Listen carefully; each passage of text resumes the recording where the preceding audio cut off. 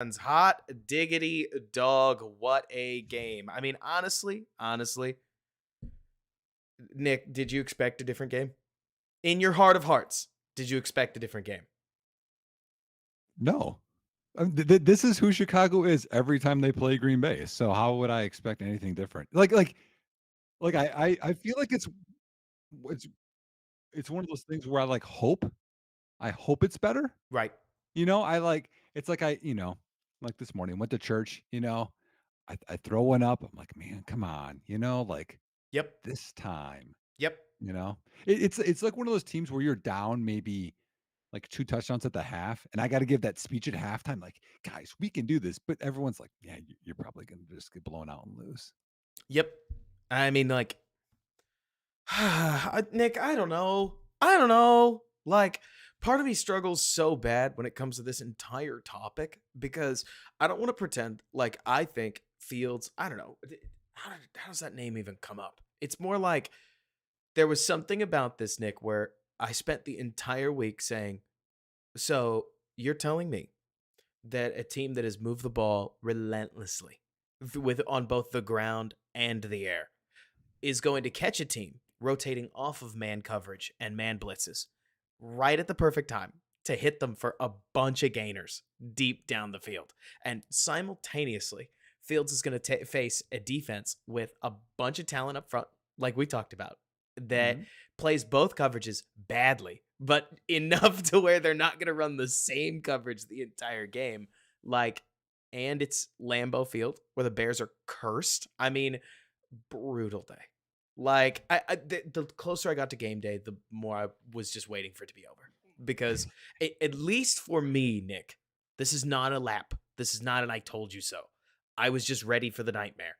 And to be honest with you, what made it worse is that the Bears managed to get every bounce possible throughout this game, Yep. like right until the very end. So people kept going, "Oh, it's within one score." Like, oh my gosh, It if they wasn't that just make close. one more play, you I know what I mean? I if you looked at the score if you looked at the score, right, but then you looked at the stats, it's not exactly what you saw. If you looked at the stats, you're like, "Oh, yeah, they probably lost, like, 35 to, like, 9 or 10." Like, that's what it looked like and felt like the entire game. It wasn't close. Because I told you this off air. There and I'll go through actually the Bear drives because I think this is, like, fitting, but Green Bay's drives, they scored on every drive except for end of the half, which they really messed up and should have scored, end of the game, which they could have scored if they wanted to, and the fumble that he had. There was 0 punts. Yep. Chicago's defense that looked awesome for 7 weeks, they didn't even show up. I remember watching the game, it was like the 3rd quarter, and I was like, "Are we gonna wake up and play football at any point?" Nope. They got Eddie Ja folded. No, Eddie Jackson waiting to Terrible tackle game. somebody. Tremaine Edmonds waiting to tackle somebody. That's like 2, 3, 4 yards, like, every time. Like, they didn't, like, go up and want it. The only people that wanted to hit people were Tyreek Stevenson and Jaquan Brisker.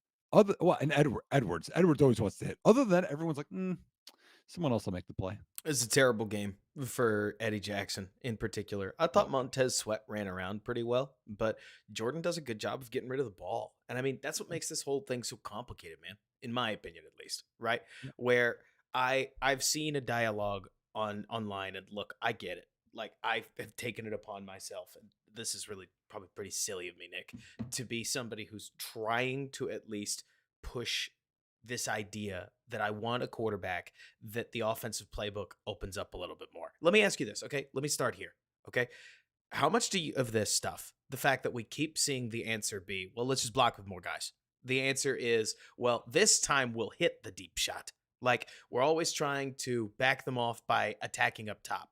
We were succeeding with a couple of quick throws, and I'm not asking like Justin Fields to be Mac Jones, man, but like at what point do we say, Nick, honest question, that there is a relationship between Luke Getzey and Justin Fields? It's not working.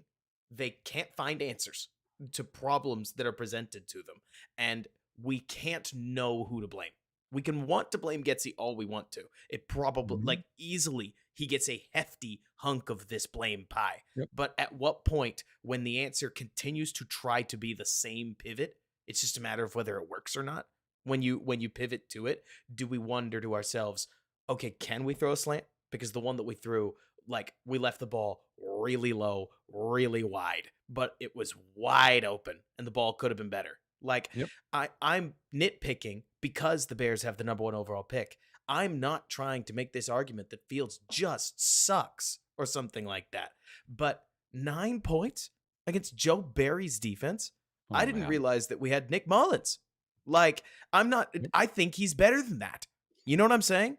Hmm. Like, Jaron Hall, like these guys that Joe Barry just shut out. Bryce Young hung 30. Like, Hmm. what is it? Baker Tommy Mayfield, DeVito. Tommy DeVito. Like, Hmm. I think Fields is as good as or better than these guys. So, do, is it really just the team? Like, you get what I'm saying? At what point are we allowed to say a change of quarterback could be helpful, at least over time? Oh, I mean, right now, are you trying to ask me like where I'm at with all of it? Like, how do you balance? You're a coach, and we haven't started recording the podcast right now. We're just shooting around. How do you balance the, like, as a coach, this watching football teams, knowing that a coach is not going to try to run something outside the bounds of what the quarterback he thinks can do. So Mm. when you watch Well, the way Getsy operates, how well, much of days like this where the Bears just get shuttered do you think is a quarterback issue? yeah. So like to answer that, you have to think differently because we've seen this script. This was week one script. It was. Except week one, it was don't throw the ball deep at all, never get sacked, and just throw a check down every time, right? Which was kind of the same type of deal as today. Um, we've seen this script, so you have to think outside the box. So, for example, Robert, and I Right. think I told this story before, but if I haven't, or if I have, just stop me. But like as an offensive coordinator, I've had offensive lines where I cannot run between the B gaps. Right. For those that don't know, that is inside the tackle to inside the tackle and everywhere in between. That's where you should run the ball. Couldn't run at all. So I had to think outside of the box. Anytime I wanted to run in there, I wouldn't say anytime. Sorry, I'm not absolutes. Um, 70% of my run game midway through the year and on was if I ran in the middle was a quarterback draw. I had an athletic guy, and I'm like, "Hey, this will work. I'll pump this way. That'll get the linebackers to flow a little bit, and it'll hit inside." And it was successful. Yep. Now, is that what everyone wants to have happen? Have your quarterback run inside because he could get hit, even in high school, even in college. That's a concern. This is the last game potentially of your career as a quarterback, as a coordinator, as a head Yeah, coach. let's start with the You, part where it's as a coordinator, right? yeah, Like, yeah, you got to pull out the stops, man. Like, this what are you is waiting for? this is not the game to play protection ball, I No, think, with a no, quarterback where, look, this whole season, you've heard me say it over and over and over, Nick. Like, I don't like the quarterback run game because when it doesn't work, your guy gets smoked. And as we saw with Fields today, apparently he's never going to get a call in his life. Like, no. apparently, nothing borderline, frankly, nothing blatant at this point. I understand it was a shoulder to shoulder hit. I understand that the defender launched early. I have seen lesser called a lot all across the league, but Mhm. Fields doesn't get that call. Okay. Apparently, that's just how it is, right? Even so, man, line up at empty, quarterback draw. Even so, line up in what 3 by 1 with one back and quarterback draw to the three backs or to the 3 man side or to the one Mhm. man side. I don't really care. Like, put ESB on the other side and quarterback draw in that direction. This is the Yep. wrong game, in my opinion, to not break out everything. And if it's not working, run it. And Mhm. I think what's tough here, because I've seen this a couple times, is like, for instance, because Quinn, you mentioned this, like 11 for 16 with 148 yards. It's not a bad stat line for Justin Fields, Mm. Nope. especially when you limit it to just the throws that he attempted. We took 5 sacks on 21 dropbacks, and I know we had at least 2 or 3 more scrambles. So on 24 passes, at least probably Yeah. attempted, we actually threw the ball on 2/3 of them. And then for one reason or another, like the other third went south. And when we did throw the ball, like you're saying, generally speaking, we were pretty accurate because it's Joe Mhm. Barry's defense. If anything, maybe to me, Nick, that stat line says Joe Barry's defense is what we thought it was. You can throw on this thing. Yeah. Well, Which, even yeah, even thinking through the incompletions, right? There was the one to Komet, which could have been picked. I mean, could have been a touchdown. Like it was like really close right in there. There was the one I actually liked the ball in there. He tried to fit it into Tunyon I into thought that was traffic. sweet. I thought that was his best throw of the game. Yep, Like, yep, almost a touchdown. mhm. So that's two of the incompletions. We're up to 13. You have the dumb 3rd and 22. They won't see this wide receiver screen with the game on the line. That's Woo! 3. Then you have the, and I talked to you about this off air, but like he had the one where it was 3rd and I can't remember the down distances. 3rd down, he they bring pressure. They had pressure all day. He steps up and I was like, "Oh man, he's going to get sacked." And then he is able to sneak out. And then he sees Tyler Scott, and Tyler Scott like let up or went up the field for just a stride, and then continues to go out, and then he was short again, which reminded me so much of the Detroit game where it's just one little hiccup in Tyler Scott's thing and incomplete. That's what 4 of the 5 incompletions right there. I can just remember them all. Like Mhm. everything else is like, yep, it was pretty. And He probably had a throwaway, they were but like that was it. easy. Like, Yeah. they were great. Fields Mhm. early was cooking against zone. Like, Yep. there was nothing to complain about. And then the wheels just fell off like they seemingly have all season long. And Mhm. there's a point where maybe I should make this clearer. Robert's not sitting here trying to come down on Fields. Robert's trying to say, I don't think there's a baby in the bathwater. We can just throw it all out, if Yep. that makes sense.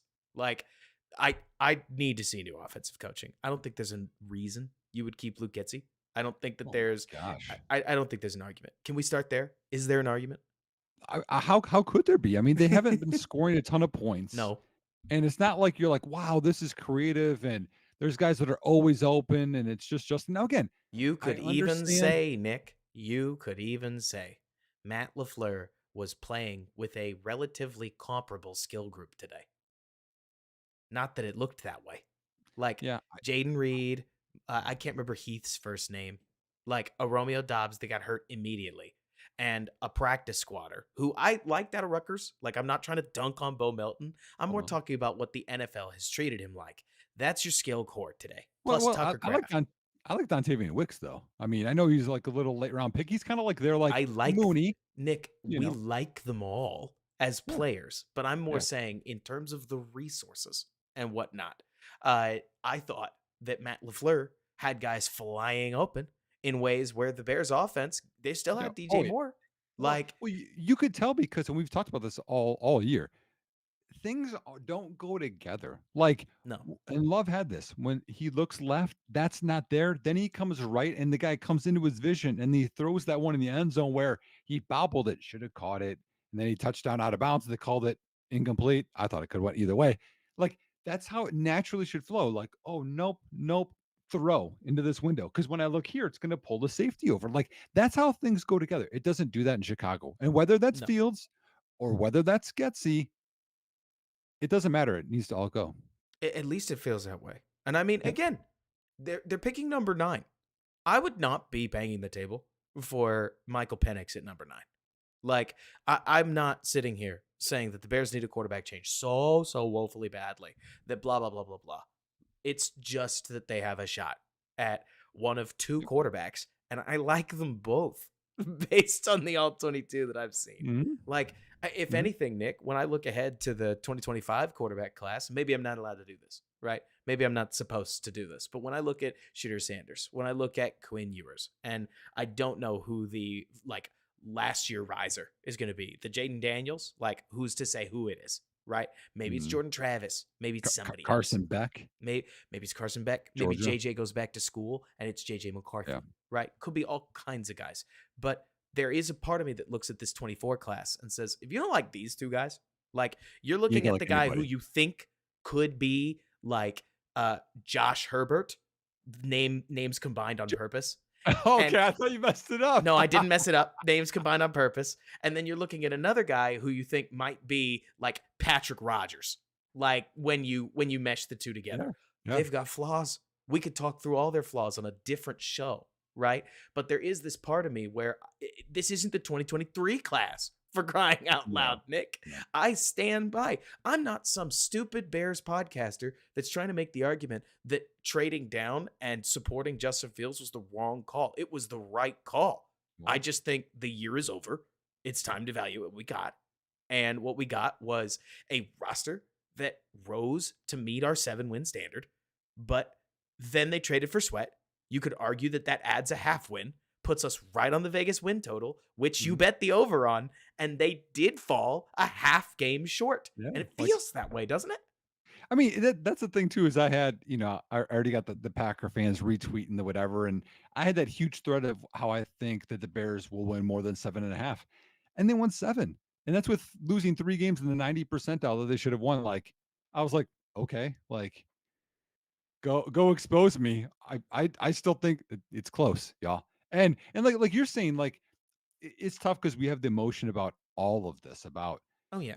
Fields and about the staff and whatever, but, I mean, you're any head coach that or someone looking for a head coaching job.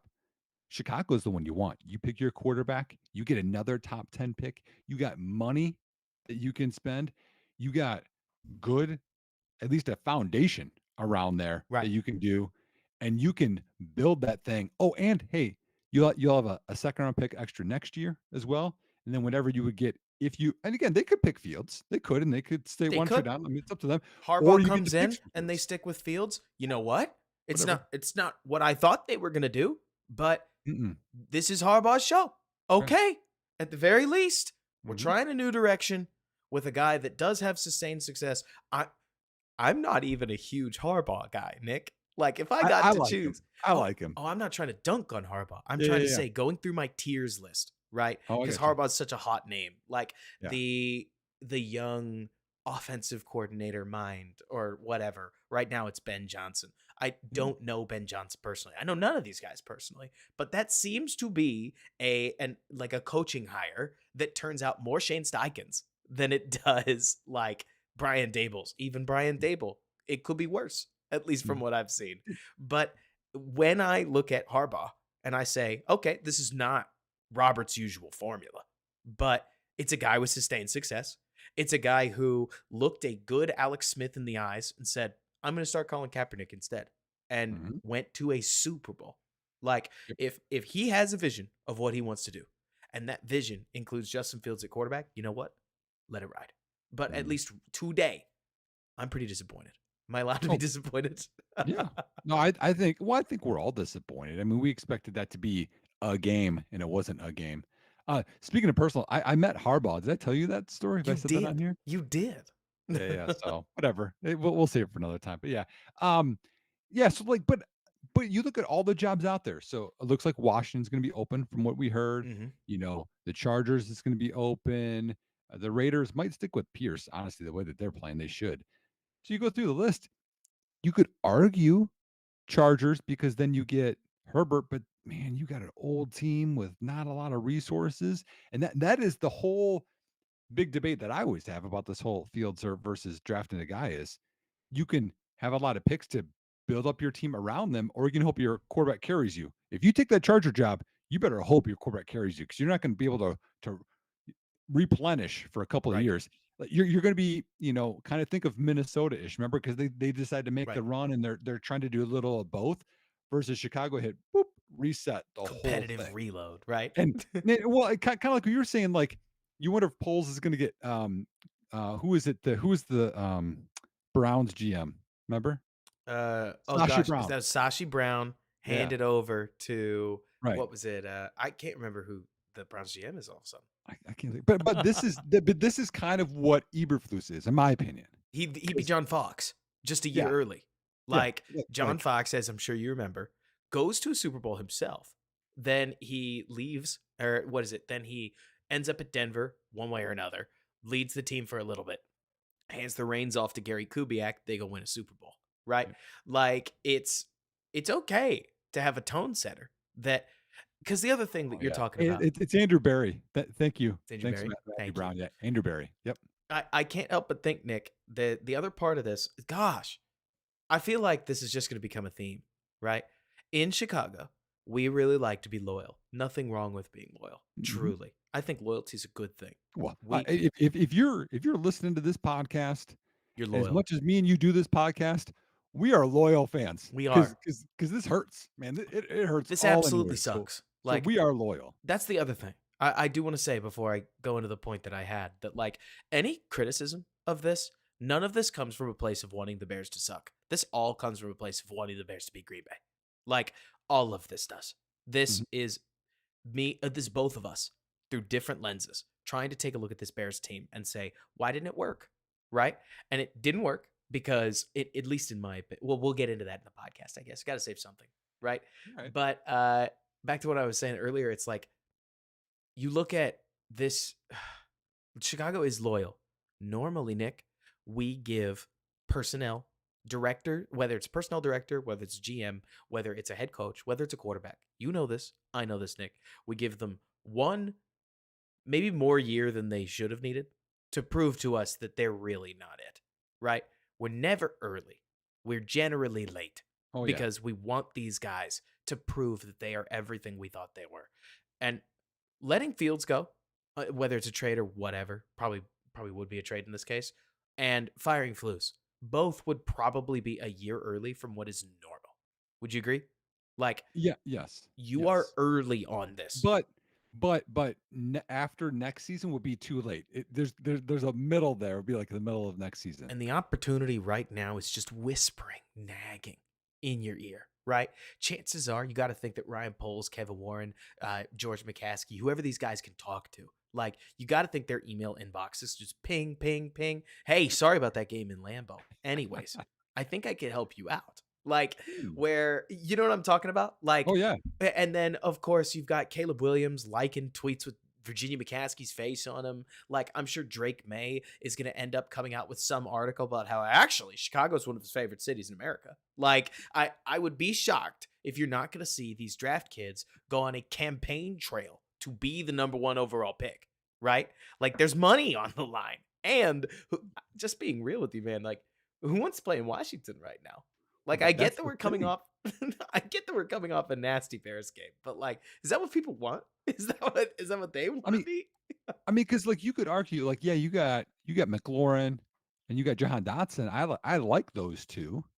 You know, I mean, Chicago's going to get another number two, so you'd be like, okay, about equal. But man, like the Bears defense and cap space and running backs and like you go through and you're like, nah, Chicago set it better. And I mean, the other thing to think about here, Nick, and this is at least in my opinion, like, I don't know, because Woo, what do you mean? Just while we're here, because while we got you, you mentioned, come on, we gave this one away. Typical Bears football. I'm so sick. Oh, I got you. Never mind. I read it now. Yeah, it felt that way to me too, Nick. Where it was like, yep, we showed up in Lambeau like we didn't let the team sleep in a hotel. Like they looked frozen, they looked cold. they So, just because we're kind of being a little off the cuff, so I got this thing. We'll get into this in the pod, give me with this thing. but so I won't ask you this. I'll Gotcha. ask you now. I'll ask you now, but I won't ask you in the pod. Okay. The Bears like drives hmm throughout the game. hmm What do you think is the worst one in terms of how far they got? Was the least that they got? If that makes sense. Do you know what I mean? It Like, does make sense. Was it this is start position to end position? well, just like what was like Was it the last one? in terms of a 1st and 10. Right. 1st and 10, they got to this spot, and that was the worst one they had all game. Like if they got a touchback, right, and they got only a few yards, and then it's A 3 and out. first. Like, Well, yeah, then it's like, okay, then it's you're talking 25. total movement, right? Yeah, yeah. I What do you assume think the it's the worst is? last drive where they still ended up getting, like, 22, 25 net yards, right? But what part in the field did they get to is what I'm asking. Oh, just over midfield. So the worst one I have. So the first drive ended in a field goal, as we know. They got all the way down to the Green Bay 26 with the Mhm, 1st and 10. mhm, Second drive, they got a 2nd and 2 at the Green Bay 38. mhm. Then there was the play action quarterback keep where Trent Taylor tries to block Rashawn Gary. I'm It's not going to get terrible. that. Terrible. Okay, woosah. Okay, Deep third drive. breaths, deep breaths, deep Yeah, breaths. dude, that was stupid. Anyways, third drive, 1st and 10 at the Green Bay 17. Fourth drive, 1st and 10 starts at the Chicago 49. Next drive, 1st and 10 at Green Bay 17. Last drive, 1st and 10 at Green Bay 38. The worst we had in terms of like 1st and 10 or a 2nd and 6, good down in distances, was our own 49. Like, I know, like, it's not like we gave the game away, but like, hey, those are all good spots to be in, y'all. It wasn't like, man, we got pinned down in our own end Yep. zone and can't get out. Yep. No, we just didn't do anything when we had some shots. Had chances, didn't execute. And Yeah. you ready to do a podcast? I feel like we got to get a podcast done. Or because you and I could probably talk about this literally all night long. But part of me thinks that if there's any Bears fans that are still in the mood for any football, like there's a pretty doggone good game on this evening, right? Let me see. Oh, Is well, it I don't know though, Robert, because they're both in the playoffs now. It's different. Yeah, but it's for the division. So at Yeah, but least like, just try to give the people a palate cleanser, there's Nick. well, here's what we saw today. Sam Laporta got hurt. Jalen Hurts got hurt. AJ Man, Brown got hurt. We man. saw, was there another one on Saturday night? Someone else got hurt. It's like, I mean, I'm just thinking as a coach, whether I have the home game or I go on the road, no one gets a bye. I might be like, it doesn't matter that much to me. Maybe. I mean, God forbid. Like I know what is it? Miami is basically like lost, or like they lost a bunch of players in this one. But it's a 0-0 game. Either way. You ready to Well, run? you know who's doing that right now Who? is Philly. Oh yeah, no, they're just falling on it. One, two, Did three, AJ Brown four. ended up like did he end up out for the game? He did something to his. Well, someone hit him from the side. It's Hmm. at least an MCL. Okay. Um, Philly has won one of their last 6 games, and it was Free against fall, the man. Giants. Free fall. Free fall. They got smoked by the Giants, didn't they? Yeah, today, but the other one was the home against the Giants 2 weeks ago. Hmm. You won one of your last 6 games. Yikes. Yikes. Anyway, so I know it's not a Philly podcast, but I'm saying we're talking about around the league. It's like, ooh, No, I mean like we should talk about this. I actually want you to bring that back up on the podcast because I don't want to act like the sky is literally falling. Like that's the other thing, Bears fans. I think there's a ton to be optimistic about. Like the fact that the best player on defense was a rookie corner and the worst player on defense was a veteran we have been assuming is likely going to get cut. I love Eddie Jackson. I love Eddie Jackson so much. Phenomenal, phenomenal career in a Bears uniform. The play we are getting right now, at least in this defensive system, does not demand he be brought back for $15 million. And we can leave it at that. Right. And so, at least, at the very least, know that if we're going to be cutthroat, we can be cutthroat with even our favorite players. yeah, But, Nick, he to gone. me, the goal is to win a Super Bowl. Rephrasing that, the goal is to be able to walk into Lambeau and not get dusted. And I think the Bears have the opportunity to get much better and put themselves in position to not get dusted. But I Mhm. do think that it's going to be hard to not get dusted so long as Matt Eberflus is the head coach of the Chicago Bears. Could they luck into some wins? Could Eberflus improve? Anything is possible in the wide world of coaching, man. Like, Mhm. but like you're saying, Nick, I said this on the DBB pregame, but I actually want to walk it back a little bit. If Justin Fields so if the Green Bay Packers had scored all the points that you and I probably could agree that they should have, so to speak, put up like 27 points on offense, and Justin had battled back for like 24, 25 points and just didn't quite end up over the top of a Green Bay team that then iced the game with what the last was it 4, 5 full minutes remaining? Like that walk down drive to close it might be worse than a touchdown drive. Like you need a Right. stop. You get no stop Mhm. more than once. I mean, like, this is, and we can talk about this on the pod, but like, this was in a way exactly what you needed. It's conclusive now. There's no like, The silver lining is that you there is know, no silver lining. yeah, The- you it- you know, you know. George McCaskey can't look at this game and think to themselves like, and think to himself, "Hey, we're close."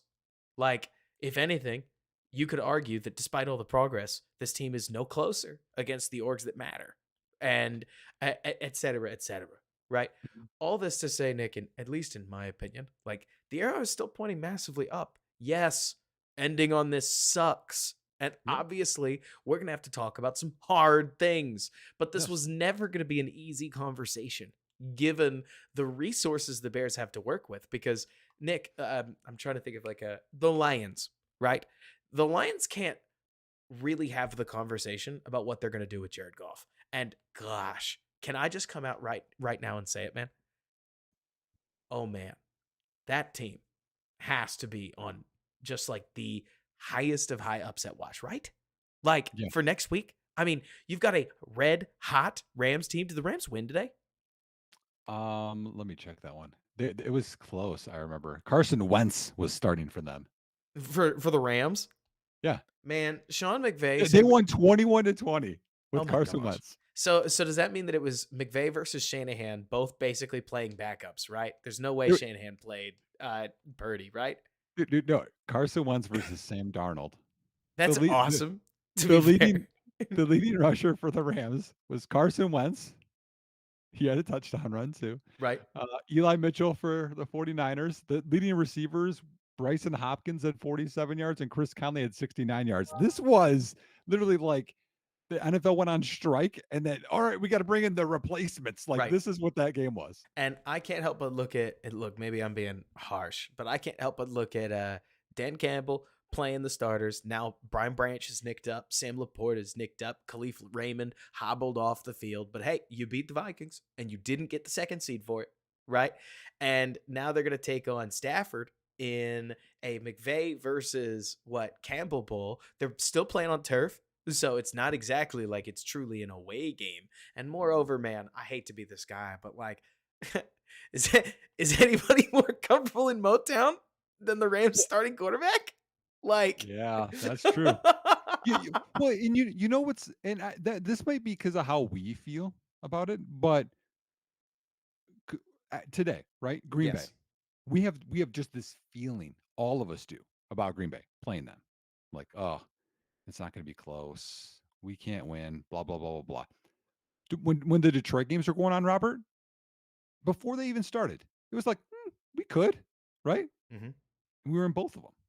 Hmm. Like there's just already that notion for us because of how we played them. Yep. Do you know what I mean? And I Yes. think that's leading to some of like because I mean the Detroit's played solid this year. They've gotten blown out a couple of times, but you're right. Like they don't have the fear right now at all.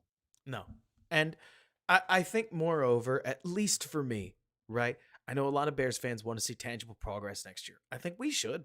Like, I am not going to try to sell you some fake bill of goods that if the Bears bring in a rookie quarterback, oh, he's just going to instantly be amazing, right? The hope is that the CJ Stroud. the hope is that the quarterback comes in and gives us some things that are fun, which granted, we're 0 for 2 on that. Well, kind of. Depends on how you qualify Fields' rookie year. Fields gave us the Pittsburgh game, which was sick. The other like 7 or 8 games, we were kind of having to dig for the That, fun stuff. that game just gives me nightmares because that should have been a win. It should have been. But I like here's Fields' the whole problem, career Robert. wrapped up. Yes, yeah. Well, I'm sick of should haves. That's the thing. Is like as Bears fans, people like all the time, because we'll debate, what they should do at quarterback on Twitter and like, oh, you're Bears fans. We want to win, bro. Like, what do you think we're doing? We want to lose? Like, we want to have the nicest guys to go to Sunday brunch with? No, we want the guys that are going to go on the field and they're going to win and Right. kick butt. Like, that's what we want. Like, that's what we're always trying to evaluate. And right now, the team that went out there did not look like they wanted to play. No. They looked like well, we already got the playoff spot wrapped up. We just have to get through this game. Don't get injured. Don't go too crazy. Like it's just not enough. Man, Anywhere. I'll go beyond that. That looked like a team that so there's some of these rivalry games, right? Where like the teams get tuned up to play each other. I watched Bengals Browns. The Bengals were tuned up to play the Browns. Oh, yeah, Like, they were. I mean, They had nothing to play for, but they had something to play they for. were amped to play that game. I Yep. thought what was it? Raiders or no, Ravens Steelers last night or yesterday was another Yes. great example of two teams that did not like each other. Mm-mm. Indy and what is it? Indy and the Texans did not like each other. The Bears and the Packers didn't look like they liked each other, but the Bears looked like they knew who was better. Yeah. They had started the game thinking maybe we win this time. Does that make sense? And Yep. I can't stand that. There's a hockey guy. I can't believe I know this quote, but at one point he looked at the Maple Leafs. He said, "The boys don't hate to lose." And to me, that's a huge problem against the Packers. And bro, I don't know how to fix it, but I'll tell you what, chances are or like signing a guy like Chris Jones, Christian Wilkins, Daniil Hunter helps you get there, right? Drafting somebody, if you can find the draft capital to do it. You want to talk about weapons? Roma Dunze at number 9 makes an awful lot of sense. And that's if Malik Neighbors doesn't fall to 9. And that's if you don't want to take Brock Bowers and turn yourself into a bunch of 12 personnel gods, right? Yep. You Yep. could bring on a free agent that's like normal price. Tyler Bird, or what is it? Tyler Bird? Is that his name? BYRD? Boyd. I cannot Boyd. believe I'm fanning on his name all of a sudden. But Boyd. he's almost surely gonna shake free of Cincinnati, and he'd be Yep. a perfectly capable wide receiver 3 if that's the direction you wanted to go. If Yeah, you Or, wanted or to, or T. Higgins or could be out T there too. Higgins, I'm trying to pick a wide receiver 3 out here, and you're like, what if we just signed a badass? Nothing wrong with a Well, badass. Go well, get Michael Pittman too. well, Like, and we'll get into a lot of this because we'll have Boyd, a lot more thank you. pods coming with the off season. But like, you also have this part of it, Robert, where okay, let's say the Bears do trade away Fields, and I don't know at what point they will, but let's say it's before free agency, right? So you're T. Higgins. You're like, hey, they're going to get that young quarterback. I had that in Cincy, but they got that money. They got DJ Moore, so I'm not going to get bracketed all the time either. Like, that's a spot. You're Chris Jones, you're Daniil Hunter. You're like, I can play opposite Montez Sweat, so I'm not going to get double teamed all the time. They got that number 1 pick. Like it's going to be an attractive spot. Like I'm Sure should be. telling, like it hurts right now, Robert. Of But course. last year, and we can talk about this on the pod too. But last year, if you said, okay, guys, we're not going to take Bryce Young first overall, we're going to stick with Fields, but we're going to give you the 101 next year and the 109 and a second and DJ Moore in a second the year after that. You're like, yeah, okay, yeah, I got the 101 next year. Like that's how you have to look at it. It's like this is still a very good problem to have. Oh yeah. This is I'm stoked. I really am. Like I this is one of those podcasts that we just have to do where we've got to be disappointed about it. And we can pretty much turn around immediately and get very excited about what I still think to this day is the best direction the Chicago Bears have had in, at least in my life, nearly a decade. I've done a lot of telling myself the arrow was pointed up. The arrow is pointed up. It's just that we got hit with one of the worst losses of the season right here at the end. And I don't know what's going to happen. I mean, who knows? Maybe a little bit of wind comes out of our sails. Maybe Matt Eberflus is safe after all. But I'll tell you what, Nick, I did not. I could talk about this on the pod if you want, but like I did not think it was usual that the team seemed to go from Adam Johns's like Flus definitely saved his job into a couple other articles of Flus definitely saved his job into Wednesdays provided he finishes strong. Flus Yep. definitely saved his job Yep. Yep. into It was leaning strong. we suddenly got closer and closer to who knows. Got all the way to Jay Glazer's time will tell, and then walked into Lambeau, and at least in my experience, got her pants pulled down. Yep. Like, Yep. Yep. Well, I so who think knows? I tweeted this and I said what it looked like is it looked like both Getsy and Eberflus were told before the game, if you don't get embarrassed, like you don't lose by 20 points, and maybe even it's still single digits, you'll keep your job. Like that's what it looks like. It looks like literally. Here's the story. Okay, a place that I coached. They told me this. They had to face a D1 running back. Literally Mhm. like Power Five. They had Right. to play in the playoffs like 4 years earlier. Okay, actually that's too long. It was like 3 years earlier. Anyway, and they said we got into the playoffs with a losing record. But the tiebreaker was you have to have at least a 500 record um, in your conference, and they didn't. But they didn't have enough teams for the playoffs, so they went to the ones that were one below in to get in your conference to get in. So again, saying that bad team gets in the playoffs, they have to face D1 Power Five conference running back, and they're like, oh boy, right? Uh huh. So they after every play, they waited till the play clock came all the way down to run every play. and then they ran the next play. Like, they tried to, like, shorten the Shorten the game game as much to as make it possible. feel not as bad. That's what this game felt like. Oh my gosh. That is so gross. I don't like that at all, Nick. Doesn't that feel like how this was? It was like, just don't look okay, feel Yes. like I joked and said when the Bears kicked the field goal, I was like, "Oh, we're only 2 field goals away from winning the game." Luke Getsy's mind. Ugh, felt that way, didn't it? Like Ready to like record a podcast? take some shots. Yeah. I can't wait for the all 22 because, like you're saying, there's some of this stuff that we're just not going to know. Like, A I don't have any idea what they did downfield. Actually, let me get a water. Is that Yeah, cool? go for it. All right. Well, everybody, it's gonna be a hell of an all 20 Tuesday. Draco, I don't at any point, and anybody else in here, like I'm already taking enough heat on Twitter. I get it. Like I understand that when it comes to the topic of Justin Fields, that this stuff gets sensitive. I mean, for crying out loud, you look at Chicago right now, you compare it to Green Bay, and it's like, wow, everything felt so easy for Jordan Love. Why can't things feel that easy for Justin Fields? Trust me, I agree. Like I want offensive coaching in Chicago to hit the point where it can be that easy. I would love for the Bears to develop a quarterback in a system where it is that easy. I mean, I can't help but look at this though and see it's not that I think you have to look at opportunities that were left down or left out of the field. To be honest with you, I think that's where quarterback discourse can get so ugly, right? It's like the way we talk about quarterback becomes okay, was there a man open when Fields got sacked? Right? And that's a great question. But to use one of the examples, there's a play where Tevin Jenkins just got smoked, right? And in that moment, Fields is looking to his right. Roshan Johnson's about to come out of his break. You know he's going to be open. Do we have to hit him with a perfect pass? No. Do we have to throw at him? We don't. Do we have to eat the sack? Well, that's not the third option is not necessarily duck down and hold on to the ball and eat another loss that kills a drive, right? You can junk the ball at somebody's feet. You can move off your spot and potentially try to get out of the rusher's way. Look, none of it, nothing about quarterback is easy, especially on a day where your offense is getting its ass kicked. Like, sorry to use a half expletive there, but on a day where your offense is getting its ass kicked, like as a quarterback, nothing is easy. But at least in Chicago, Nick kind of said this earlier.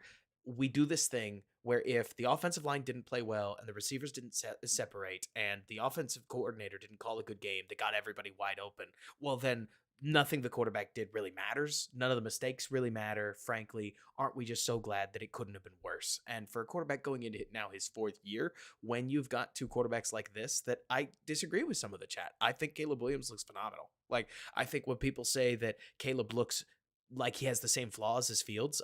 Maybe they end up in the same areas. Caleb holds the ball a lot, but I don't think he hangs on his first read. I don't think that when he's pressured, he always eats sacks the way that Fields does. I look at games like UCLA. Sorry to roll, Nick. I'm in streamer mode all of a sudden. No, you're good, man. Like I look at games like UCLA. I look at games down the stretch where Caleb knew that he was going to get pressured all game and dealt with it with quick throws, with getting off his spot very fast, getting outside the pocket quickly. Kept you or in UCLA, he'd had 40 dropbacks. I want the chat to go ahead and guess how many times he got sacked against Letu Ilatu and the two guys that share the same last name. They're brothers. They play defensive tackle. They were getting pressure all game long. So how many sacks did Caleb take? The answer is he took 3, which is not some amazingly low number. It wasn't 0. That's not some gotcha. It's just not 5 in 21 dropbacks. And this keeps happening. I mean, this is as skewed as it's going to get, right, Nick? Like normally as an NFL quarterback, there's really no game where you go through and you attempt 16 passes. That's very abnormal. Very, Yeah. very, very abnormal. Yep. But at the same time, the big pivot in the third quarter was, what if we don't ever throw the football? And I am kind of sick of that, right? Where we open up the quarter and we say, not just we're going to establish the run game. That's one thing. But we didn't run boots. We didn't run anything, right? Like let me see, what did DJ say? Because I Yeah, I know. saw, That's not, I'm trying to find that right now. let me see, DJ Moore. He said something about Luke Getsy. Let me see. He said, I think he's fine. You know, like I said, it just comes down to us being explosive on the offensive side. We got the players to do it. We got our quarterback to do it. Everything else, we just need to call the plays that put us in position to have explosives. He later said, it really doesn't matter who's calling the plays. We just got to be explosive and do what we do as players, which Ironically, Nick, to me, every time I watch the offense, it does seem like they're constantly calling plays with the intention of being explosive. Is it weird to me? Tell me if I'm being a weenie, Nick, but there isn't a gear this offense can shift into where they're just going to grind out first downs and like make it painful and slow and basically get the defense to press up. You know what I'm saying? Because that stuff that Green Bay was doing today, ooh, I hate that. When your offense turns into a cement roller and just can pick up 7 yards whenever it wants to, Yep. right? Hmm. Well, when you protect and there's no pressure, that's easy to do. Yeah, it seems like you. This is like in boxing, instead of like taking constant jabs, it's the haymaker. But Robert, here's the problem that I have with that. You have to throw the haymaker. Take a deep shot, man. What Tyler if Scott. it gets picked? What if? Like, I don't care. what Don't if care. it falls incomplete? What if? Don't care. Like, See, like, but like that's where, because to the me, shot to Tanyan? Hell yes. Like, yes. do it again. Because well, okay, so let's play this in reverse. Okay, so I'm an OC, and I tell the quarterback, because you can do this a few different ways, and I've heard this on the play caller series that people have listened to some of that stuff, like where you tell your quarterback where to throw, and some guys are good with that, and then sometimes you tell them all the checks, and it gets in their head. But if you're like, hey Fields, you're taking this deep post shot, this deep slot fade, this deep fade, whatever, no matter what, you throw it Just outside throw it. shoulder. Yeah, You we throw find an out whatever happens. interception, that Yep, might as well not be on your stat sheet. That's on right, me. And I'm going to right go into now. the presser and I'm going to let him know. Yep. Now, how about this, Robert? Okay, I take the shot deep. It's first down. Yes. You're the defensive coordinator. Hmm. Does it change what you call your defense with? Did you hit it? Does it matter? A little, right? Because if you hit it, well, now I have to honor it, man. Like you hit a slot fade like you did against Atlanta. Dadgummit, right? Like, Mhm. especially when you do it again. I have to Yep. sit there and I'm like, okay, so we have to change our slot check because every time they go 3-by-1, we're going to get burnt. We can't just Yep. run man against DJ Moore. But We're going to die but out like there. but like to me, like if you never throw the haymaker, I don't even know it's there. I'm like, nah. Ooh, if you They're don't scared to ever, throw it. you're saying if you don't ever throw it. Like, Mhm. if you throw it, even then I go, we got Yep. away with that one, boys. It's in there. Like, we It's in can't, there. You know what I mean? we can't let the second one come here, Yeah. right? Hey, it's just like if Fields makes some kind of crazy run. Afterwards, the D line's like, whoa, let's just contain this guy. Like, And we don't even have to go after him. And that's the thing, because like A Song here in the chat mentions, Fields didn't have the time to take a shots on a lot of those plays today. You're totally right. I mean, not every play needs to be the big, sexy deep shot, right? But especially in the second half, they started on a couple first and tens with a big play action shot downfield that then ultimately became step up in the pocket, avoid the secondary rusher, try to get downfield. Maybe we pick up 2 or 3 yards. Like, I'm not looking at the box right now because it's, gosh, what is it? ESPN's thing always gets an ad going that's way too loud. And the stream right now, Nick, is channeling any of the audio that's You, on my you, desktop. so something to know. If you go into your ESPN chat, okay, or your tab, you can mute it. Oh, good point. Let Right, me see. go into ESPN, right click and say mute site. You're welcome, Oh, everybody. see, You're that's welcome, good. everybody. That's good because it's Yeah, it's man. really really annoying. Yeah. Oh, I did it too. Someone told me I was like game changer right Fields there. picked up 8 yard or Fields had 8 carries. So I'll ask you, Nick, if you had to just guess, I don't have the answer here. How many of those were signed? Three Okay, or four. so Well, that leaves us. there's this sneak. Yeah, I'd say probably three or four. You're right. That leaves us with 3 or 4 like non-sack Passes. scrambles, some of which were pretty good. One of which was for a first down. Like Yep. early in the game, somebody just mentioned because A Song, here's the deal. Here's the deal, right? Every time I cast doubt on Justin Fields, it's always probably going to sound, especially if we're reactionary, like Robert's trying to tell me that Justin Fields sucks and that nobody else is the problem. It's not that easy, right? It's more like at least what I see, Nick, when you deal with a really good veteran quarterback. Like let's say you're Aaron Rodgers' offensive coordinator. Chances are, Nick, am I crazy? You're kind of just throwing ideas at the guy. Like he knows what he wants to run. Mhm, There are going to be times where he doesn't listen to you and he calls his own play cuz mhm, he's deep enough in his career where he knows what he likes and he's not worried about it. You know what I'm saying? Um and so you're almost an ideas person in that setting.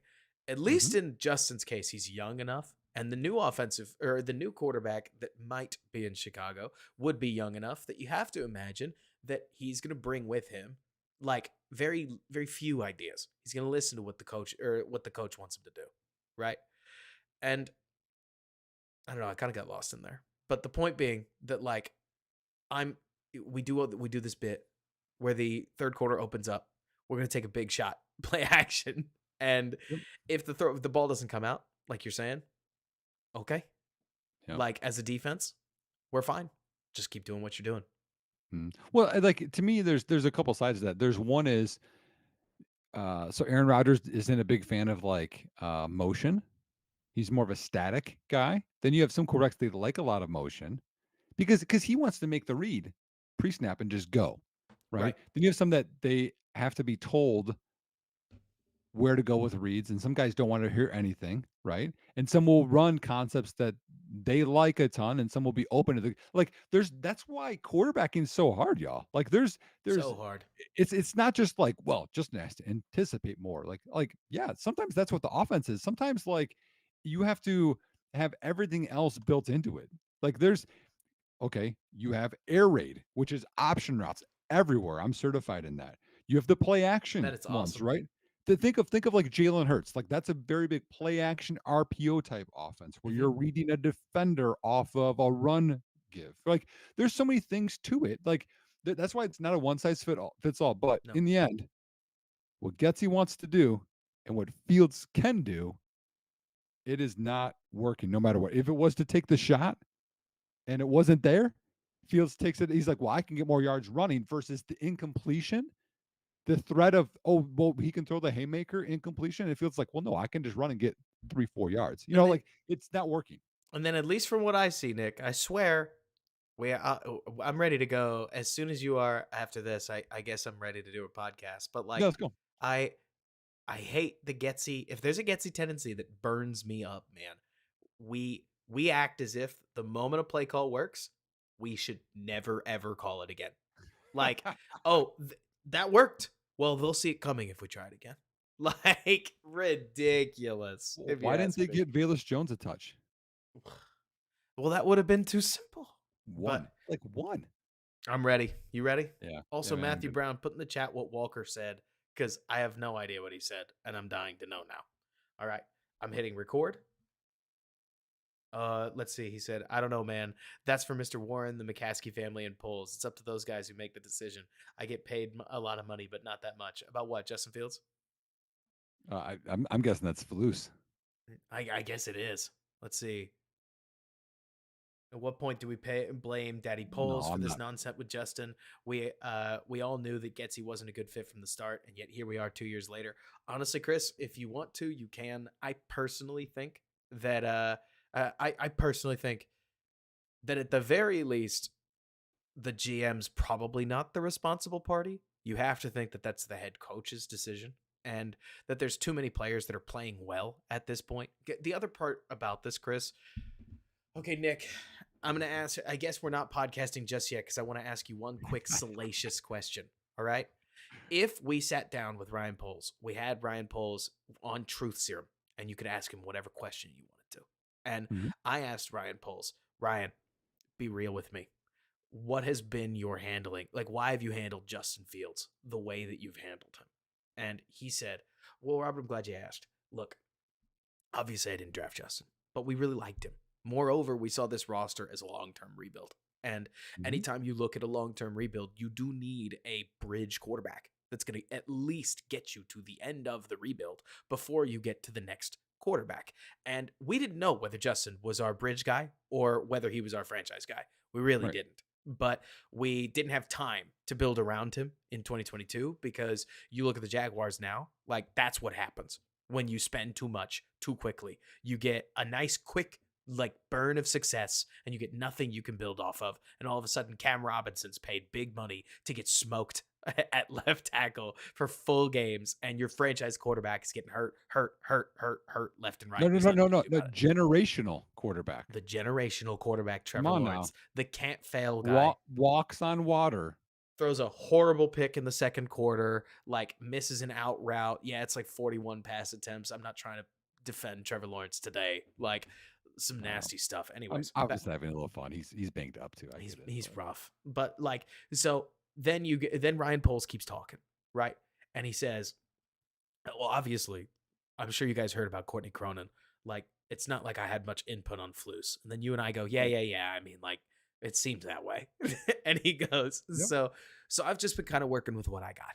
And I mean, we didn't know what we wanted to do with Justin, but we had this opportunity, obviously, to yeah, trade back for DJ.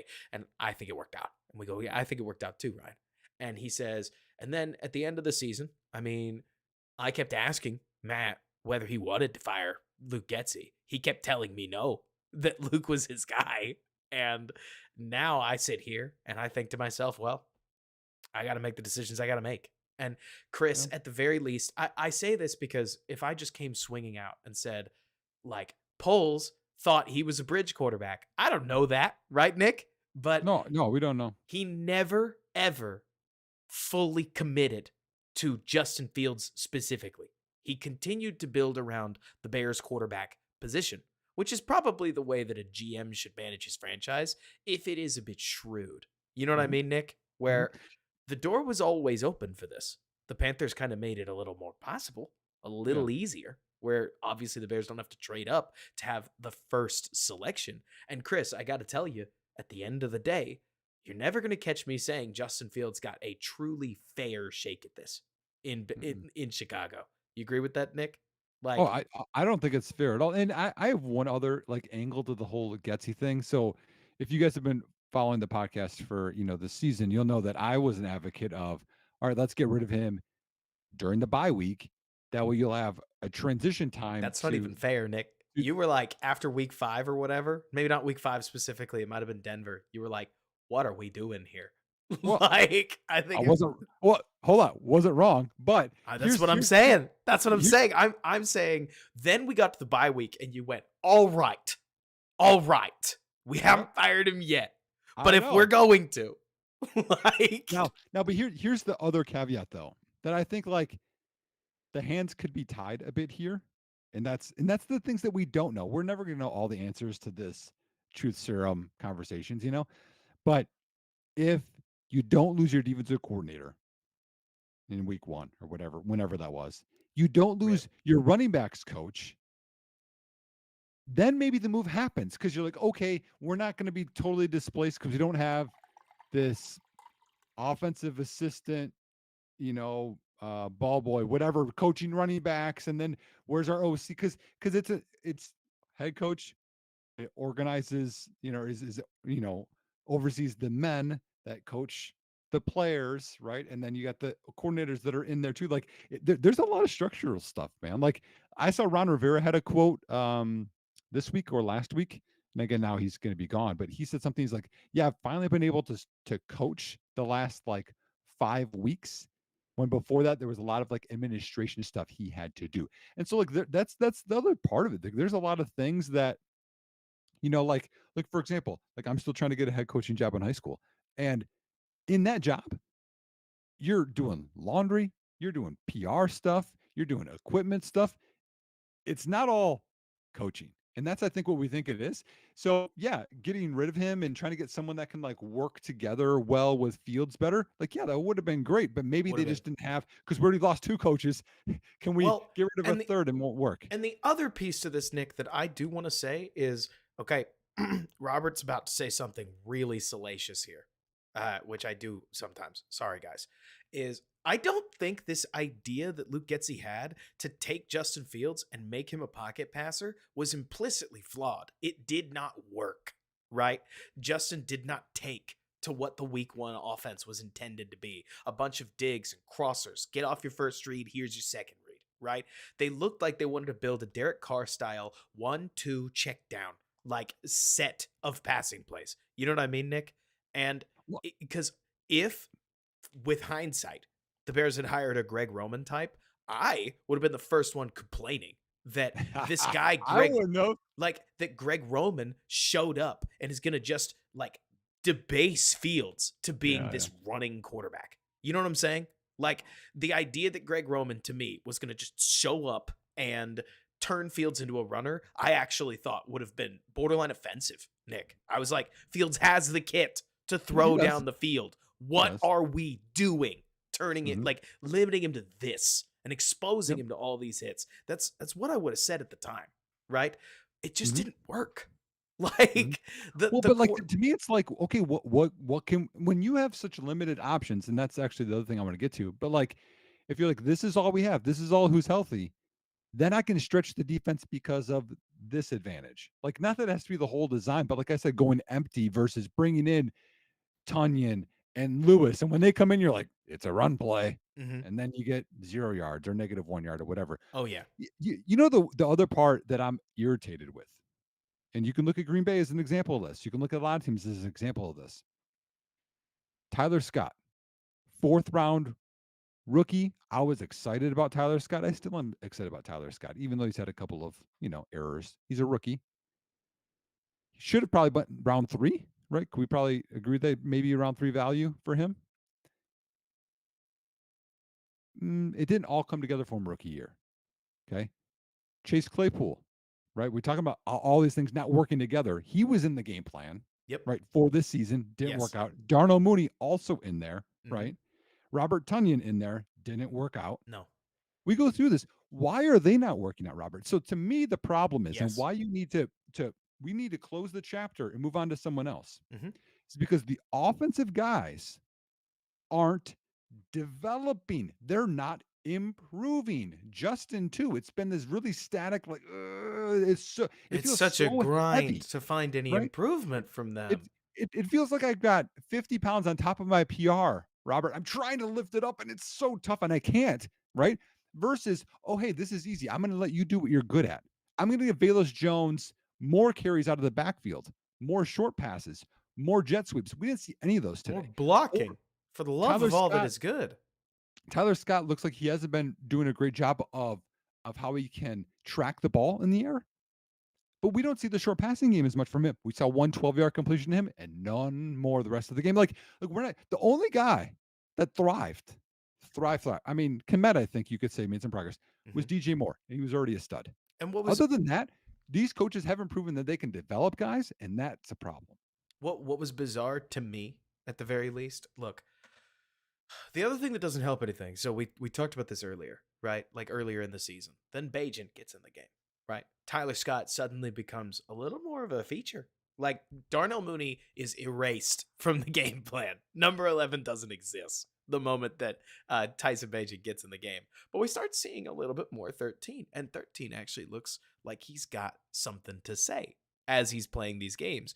But slowly but surely, you almost see Tyson Bajent like lose his innocence as far as how much he believes in the offense. And suddenly, over a 4 game stretch, we go from, man, I am slinging it where coach told me. Like, I go Mhm. boom, boom, bang, get the ball out. Like, I'm going read 1 to read 2. Here, I just check it down. I'm going to let my guys win for me. Suddenly, he throws a couple picks against the Chargers. Suddenly, Valus drops a ball for him. Suddenly, certain play calls put him in tough spots. And there he is against the Panthers playing the worst quarterbacked game of the season. Like, Mhm. You that's not don't me trying to so undress Tyson. You know Yep, that. But yep. like if you wanted to look at the coaching, we got this 4 game stretch of like, Mhm, is Tyson gonna get better or is he gonna get worse with the mhm. offensive ecosystem around him? And we got a very clear answer to that one. Like, I thought that looking at a game earlier today, Robert. So, if we look at actually, you look over my shoulder here, y'all, right here, this little guy right here. That's my Western Kentucky. That's Big Red, okay? Hmm. It's my little Christmas ornament I have up there. I graduated from there. Reminded me Nice. of watching Bailey Zappi with New England. Terrible situation, we could say, right? Yes. Terrible. They're not good. Nothing's working with him. Nothing's working with Mac Jones, etc. Hey, thank you, They Jets, for the big dub, pushing us up from 10th to ninth. We'll take that. Oh, yeah. But Well, out, you know, I thought that was the Raiders, but anyway, but with Bailey Zappi, his last year at Western Kentucky, Robert, he was the best quarterback in college football history for a single season in terms of yeah, yeah, statistical he's on stats, fire right there with okay? Case Keenum, right? Like, unbelievable. Then you watch him in New England, and what does he look like? Well, it A sh depends on the game. like Like the shadow of himself. He had a great game in Denver, but outside of What he's had that, one game in 2 years career, and, like, to me, the problem with that, Robert, is, again, as coaches, right, I think, "Okay, what does this guy do well at? mhm, And how can I do that more often in ways that disguise it for the defense a little bit, but that we're productive on offense?" And again, sometimes it's like, "Hey, I have the better guys. I can just line up and we can just road grade them." Sometimes it's we can't run in the middle, so we got to go outside. We have to misdirection. We have to do no huddle. We have to do shifts, motions. We have to do hurry up. We have to take shots. We have to play action like RPOs. But he was an air raid, good, quick passing, whatever type of guy. And there he's lost there right now. So like I mhm. don't know how as a coach, how do you not be like, hey, this guy was a record setter here? Again, I know it's mid-major and college to NFL. Like, let's do some of that here so we can have some success. It feels like Chicago didn't look at what Justin did well in college and try to replicate that here. It was like, this is what we're gonna do. But I mean, and he's gonna fit that more because we had the progress last year, and that's like, ah, forget it. We're gonna go to our own thing. The other part of this, Robert, is how do we know Luke Getsy's even good as a coordinator? Oh, I mean, could we even say that he is? Would we really have any ground to stand on there? Do you think he's a coordinator in the NFL next year? Um, I don't know. If he's not in Chicago, I doubt it, right? Like I would imagine that he's going to be a quarterback's coach. And if you can't tell, I'm checking on babysitter. That's my mom No, no, leaving the no, no. house. You're good, No man. worries. I just don't think that he is. I doubt it. I mean, the NFL cycles coordinators, so maybe there's a chance that like Rodgers wants him somewhere around that Jets offense, but I don't know, man. Like Yeah, he's gonna have to get regular. I mean, even Todd Munkin regulated, went back to college, then came back to Baltimore. Now he has a shot at a head job probably. exactly. I mean, Brian Dable got fired, went to Alabama, like worked on it, Yep, came back, ended up offensive coordinator. It's the way that stuff goes, yep. right? Joe Brady, yep, I on don't through. think anybody's pilfering Getsy and saying, "Hell yes, this is our guy." Like, look at what he did with Justin Fields, right? And what breaks my heart is that I would tell you, Nick, with a straight face, I think the Bears did try to do a lot of what Justin Fields did at Ohio State, but it's more complicated than that because they tried to do it after 2 years of not doing any of it, right? Somebody said it really well in the chat. They didn't like slowly acclimate Justin Fields to a pure pocket passing offense. It's like they emailed it to him in May. They said, "We're going to run this a couple times in training camp and mini camp, and then we expect you to have this nailed." Right? Mhm. And it's just not that easy. Like I remember we went through the Green Bay game. You get plays like the DJ Moore sail route. He hit that in college. And Yep. at least to me, Nick, it's why I can't help but look at this whole quarterback situation. And I think to myself, two things are true. Number one, a quarterback can get better. Jordan Love sitting with the red jersey, watching Aaron Rodgers make the game easy, Mhm. learning his process, obviously helped him. There are Yep. a ton of moments where you don't see Jordan Love, you see Rodgers' mentorship. I didn't ever think that would happen, but Right. somehow just studying the guy seems like it rubbed off on him. On the other side, man, you probably agree with this too. With Justin Fields, you start to see years of things going wrong. You start to see what you would swear is second guessing. You start to see Fields learning more that he can break 5 tackles, that that's how his offense needs to score, rather than him taking a deep breath and throw the ball. Like, Mhm. why would I trust my receivers? They've never helped me before. Almost Yep. seems like it's prevailing attitude. I understand why he feels that way. It's I it's brutal. You know what I mean? mhm. I well, like, in that same realm, and I agree with you. Like, it's the seeing ghosts, I'm not sure. I mean, even on that deep pass to, Equanimeous St. Brown today, I thought he was still a little late. He could have went a little earlier, and I think he wants to s he's almost where I wanna see it open, then throw, kinda how Cutler was Mhm. before the anticipation. But in the same thing of, like, you gonna "Hey, this is it." I expected him to, like, almost not slide today. I thought he was just gonna be like, Leave it we all gotta out there. win. And I'm remember Washington last year where he's like, all right, no one else is gonna help me. So then at the end of the game, he scrambles like, screw it. He just ducks inside and Yes. almost scores. Like, that's what I was expecting some of that today, and it wasn't there. Like, Justin running this year was disappointing. Right. And I mean, I think Justin tried to elevate his pocket passing game. passing game in Mhm. general. I think there were major places where that game like took strides forward. I think he Yeah. has a lot of good things to take away. I think today was a really like I don't want to say horrible. I think today was a harsh reminder that there's more room to grow.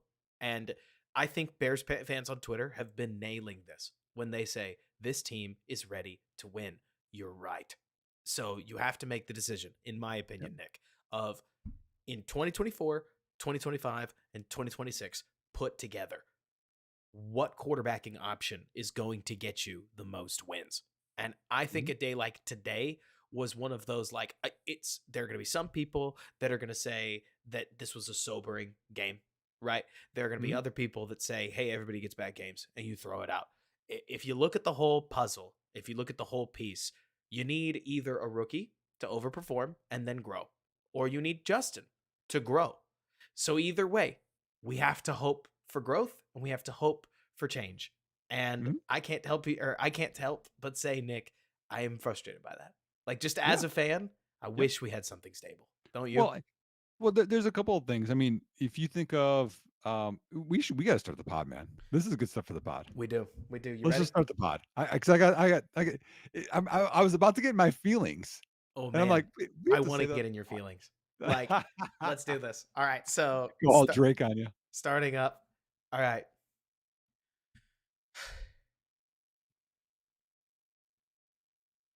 Let me see. What is it? I'm trying to think of like there was a Les Mis reference I was gonna make, but now I think it's just gonna go over everybody's head. You always think about this stuff, I man. do. Like, I think the first line needs to be kind of kitschy, but that's just me. Like, a confident Chicago Bears team marched into Lambeau Field week 18 ready to become the Lions, and instead they got sent home with a 9-17 loss. Obviously, it's the game that if you're listening to this podcast, chances are it wasn't what you wanted. But there are silver linings, even if one of the silver linings might be that there's no silver lining for George McCaskey to find in a game that went sideways from Jump Street. Nick and I will take you through everybody who played well, everybody who played poorly, and we'll tease a little bit of off-season content as we talk through a complicated game on this episode of Bear With Us. What's going on, everybody, and welcome back to Bear With Us, a Chicago Bears obsessed podcast hosted by yours truly, Robert Schmitz, editor in chief of DeBears blog, alongside my co host, Nick Whalen of Football Guys. And in case you're listening and you want more podcast content, Nick and I have been in the green room for an hour and 15 minutes on live stream. So you can go find a long conversation over on my YouTube channel, Robert Schmitz, which will be linked in DeBears blog. But She Show Pete's, Nick, what a game. And the worst part is it's a game that simultaneously I can say, who saw that coming? And also answer the question, maybe everybody, right? Mhm. Mhm.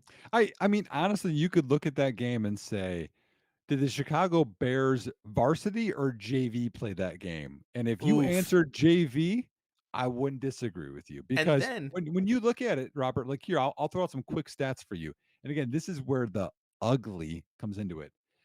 Total yards for Green Bay, 432, rough. which I can't remember the last time. I'll have to look it up as you're going to chat at some point here and look up when last time that happened was. Chicago had 192. They averaged 9.3 yards per pass. We averaged 5.6, 5 sacks to 1 sack. We know that one. In the red zone, Chicago went 0 for 2. Green Bay scored 3 out of the 4 times they were there. The other one I think was the incompletion and then the half ran out. They were 7 of 10 on third down.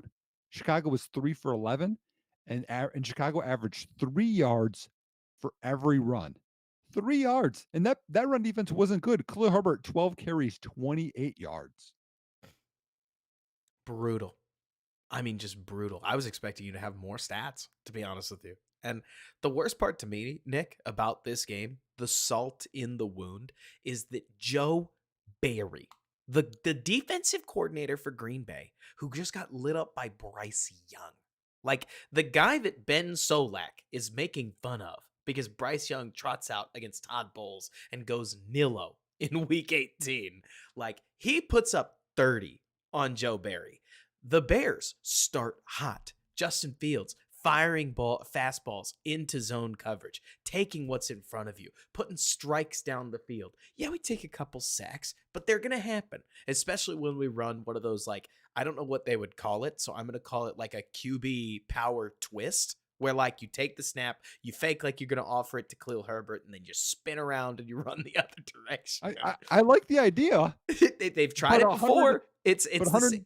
135-pound Trent Taylor versus Rashawn Gary is not a good idea. No, it's not. And so we take an L there. Luke Getsy's going, why did I think that would work? I'm sure every play caller has been there, right? But what is it? Cairo I've been there. Santos kisses a field goal off the post, redeems the doink. It was a loud doink for the ball to Well, go 'cause in well, afterwards. yesterday was the anniversary, right? It was. Or So that's what you call it, anniversary. I really can't make enough jokes about the double doinks anniversary, because obviously, like, a very, very, very charged event happened on January 6th. And so every time the double doink gets brought up, I see that date and I'm like, you've got to be kidding me. Like, Yeah. but anyways, all this to say that then the worst part, Nick, is that the Bears were doing an okay job of protecting. Yes, Bears fan, you heard me right. They were doing an okay job of protecting against four. It was not easy because Green Bay's got a stacked out defensive line and they decided to show it today. And the Bears were starting Joe Feeney at center. But then Green Bay decided, well, why would we not just throw 5 at them? And the Bears never found an answer for the Yep. entire rest of the game. They got offense occasionally in big chunks, in spurts, but in terms of exactly what Green Bay was able to do, which was manufacture first downs and series and say, okay, it's 3rd and 5, we have a play call for this. Okay, it's 3rd and 2, we have a play call for this. Okay, it's this, we have a play call for this. Like, instead, the Bears seemed as if they were searching for answers and never found them by the end of the game. And I don't know. I kind of want to start there, Nick, because I was incredibly disappointed from the entire offensive unit. And I want to tell you that, like, there's somebody that I'm not disappointed in, but it's kind of everybody. You know what I mean? Yeah. Yeah. I mean, DJ Moore had some catches. Other Cole than that, Kmet yeah. caught a tough pass that Yep. then he ate a big hit from Darnell Savage that I Well, thought had a chance to dislodge the ball. He hung on to it. Good job, well, 85. well, let's say this. Okay. Old NFL, Cole Kmet would have been in the injury tent, not returned to the game, as well as a Green Bay Packer, Eddie Jackson or Brisker would have just erased. But that was a completion. That's the new NFL that we deal with. But you're right. And again, Nate Davis not having a good year. We know this. No. And again, went down with a foot injury and had to have a replacement in there. But that's why you have Cody Whitehair right now, even though he's not good. But you can't have the Packers. And again, Rashawn Gary and Preston Smith were really the issue. Those are the two best pass rushers that they have. Kenny Clark, Devontae Wyatt, whoever else that they have in the inside and blitzers. You made them look like they were all pros again, Yes. just like week 1. And that's the problem, Robert, is we have the Bears start off the first drive, the second Yep. drive well. We had a field goal today, and then they can't adjust. It felt the same way from the first Green Bay game. Yes, everyone's gonna have a little bit different game plan, but you're like, hey, well, we can't let that happen again. Right. But they Like, did let it happen again. And as we know, one thing that Justin has an issue with, it's interior pressure right in his face, and he had it the whole game. and I mean, let's talk about some stat stuff, just a little bit at least, because Justin Fields ends with a going 11 for 16 with 148 yards. That's an average per attempt of 100 or of 9.3 yards. So obviously, you could throw on this defense. Like, when Justin Fields released the ball and a receiver caught it, frankly, just when he attempted to throw, like, there were yards to be had out there. But I cannot stand getting outcoached by Green Bay. And that's an easy word to say. But Nick, you and I are going to try to dig into this. And particularly when one of the worst defensive coordinators that Dan Canellis, I think his name might be like Dane Canellis, Dave Canellis in Tampa Bay. I'm dying out here, man. Like, when the offensive coordinator from Tampa Bay, Canellis, Let me look it up. hangs 34 on or on Joe Barry, and Luke Getsy comes prepared. He did his homework. He obviously had a decent script, right? But the moment that script is out and they adjust once, like, we're out of answers. That infuriates me. And like you said, Mhm. Nick, I mean, if we are going to just touch on the quarterback position a little bit, It sucks when your offensive line isn't playing well. This isn't easy for anybody. It's a Mhm, situation we've seen Joe Burrow deal with, and it's going to cut your offensive production pretty much in half. You know what I'm mhm. saying? Well, Nobody's expecting a good game out of when your quarterback has to deal with all kinds mhm, of constant mhm. pressure. But man, Nick, you know what stood out to me? Like, beside, we could get into time to throw stuff, we could get into long drop back stuff, but what stood out to me is that the Bears were not able in 17 weeks to develop a screen game, and they needed one. Like, as Oh, soon as you start sending 5 rushers, screen them, screen yep, them. Green yep. Bay certainly did, and Mhm. the Bears couldn't do it. They seemed like they didn't even try. Maybe they banned the screens after the Minnesota game, and Oh, no, all of a no, sudden they had the one to Herbert, remember, and it went for negative it yardage. went for negative yardage, man. So by the way, to answer, it's Dave, okay, because I know he probably answers Dave Canellis, okay? Finally just But bumbled my way into that one. this is the getting out coach part, okay? Why can't you be like, "Hey, look at this. This works. Let's use it." Just like Joe Barry said, "Hey, look at what Minnesota does to the Chicago and just crushes their whole offense." So he sends some pressure and we have no answers. How do you not have answers for almost a whole season of throwing hot, of having adjustments, having answers? I mean, how many times did we move the pocket? Right? It was honestly that game plan was pathetic. It started okay, but like every other game that went poorly for Chicago, the adjustment was, well, what if we pivoted to throwing deeper? What if we took huge play action shots? And none of it, I know this is a word that gets thrown around a lot when you're talking about Justin Fields and the Chicago Bears, Nick. None of it was sustainable. And I think that's what bums me out. You and I have talked about the way that defenses are shifting. They're shifting towards a lot more too high. You still see plenty of cover three, but a lot more too high, a lot more try to take big shots downfield out of the game. Make the Mhm. quarterback check it down. Make the quarterbacks grind out yards. Make the run games grind out yards. That's what Like Green Bay does. it's what Green Bay How does. how how many times did they find a 5-yard guy between the hash and the other hash right in that area? They probably hit about 8 of those today. I mean, 5 yeah, yards to Bill Melton, 5 yards to Aaron Jones, little 5 yards to a tight little end. sits and ins, man. Like it's NFL football. Sometimes it's boring, but that's NFL football is understanding that you're Well, going to make the defense cover all of their space because here's the thing, mhm, Nick, a lot of people look at that, right? Everybody wants the deep ball. You look at a lot of people online. This is my biggest criticism. I cannot believe Ben Baldwin's about to take a stray shot. But like my biggest criticism of like Computer Cowboy on Twitter and a lot of the analytics guys that I think rule, right, is that a lot of times they will focus on the highest EPA play, right? And that's where they will forget that in the world of football, if you can attack the hook curl area, you're going to force the linebacker to cheat that way. When yeah. you can run the ball well, you're going to force that linebacker to then take a step forward while he's cheating towards the hook curl. And then, would you believe it, Nick? Your next play action fake pulls the linebackers all the way to the right side of the field. You catch the Bears in a split field cover three look with nobody in the middle of the field. And there's Jaden Reed off to the races for 60 yards down the field because you have been setting this play up for Yep. 3 quarters so that you Mhm. could hit it, ties the game. It Well, was and they hit honestly, it yeah, they hit dagger early, and then they did that, and then they hit that one later. Like it Bill it that okay, couple things. One is, do you play pool, like billiards yes, pool? not well, but I do It play pool. it's about angles, right? Yes. It's about angles and learning and spacing because you can't just hit it and not care where your cue ball goes. You have to spin and do all kind of stuff.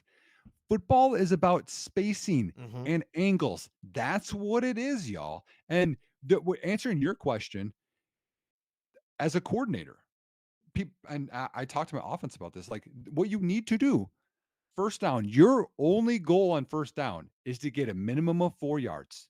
If you get four, great. And then second down is to get half of the yardage that you need.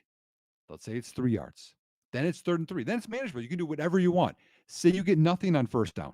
You get half the yardage. It's third and five. It's manageable. That's how you want to go down the field.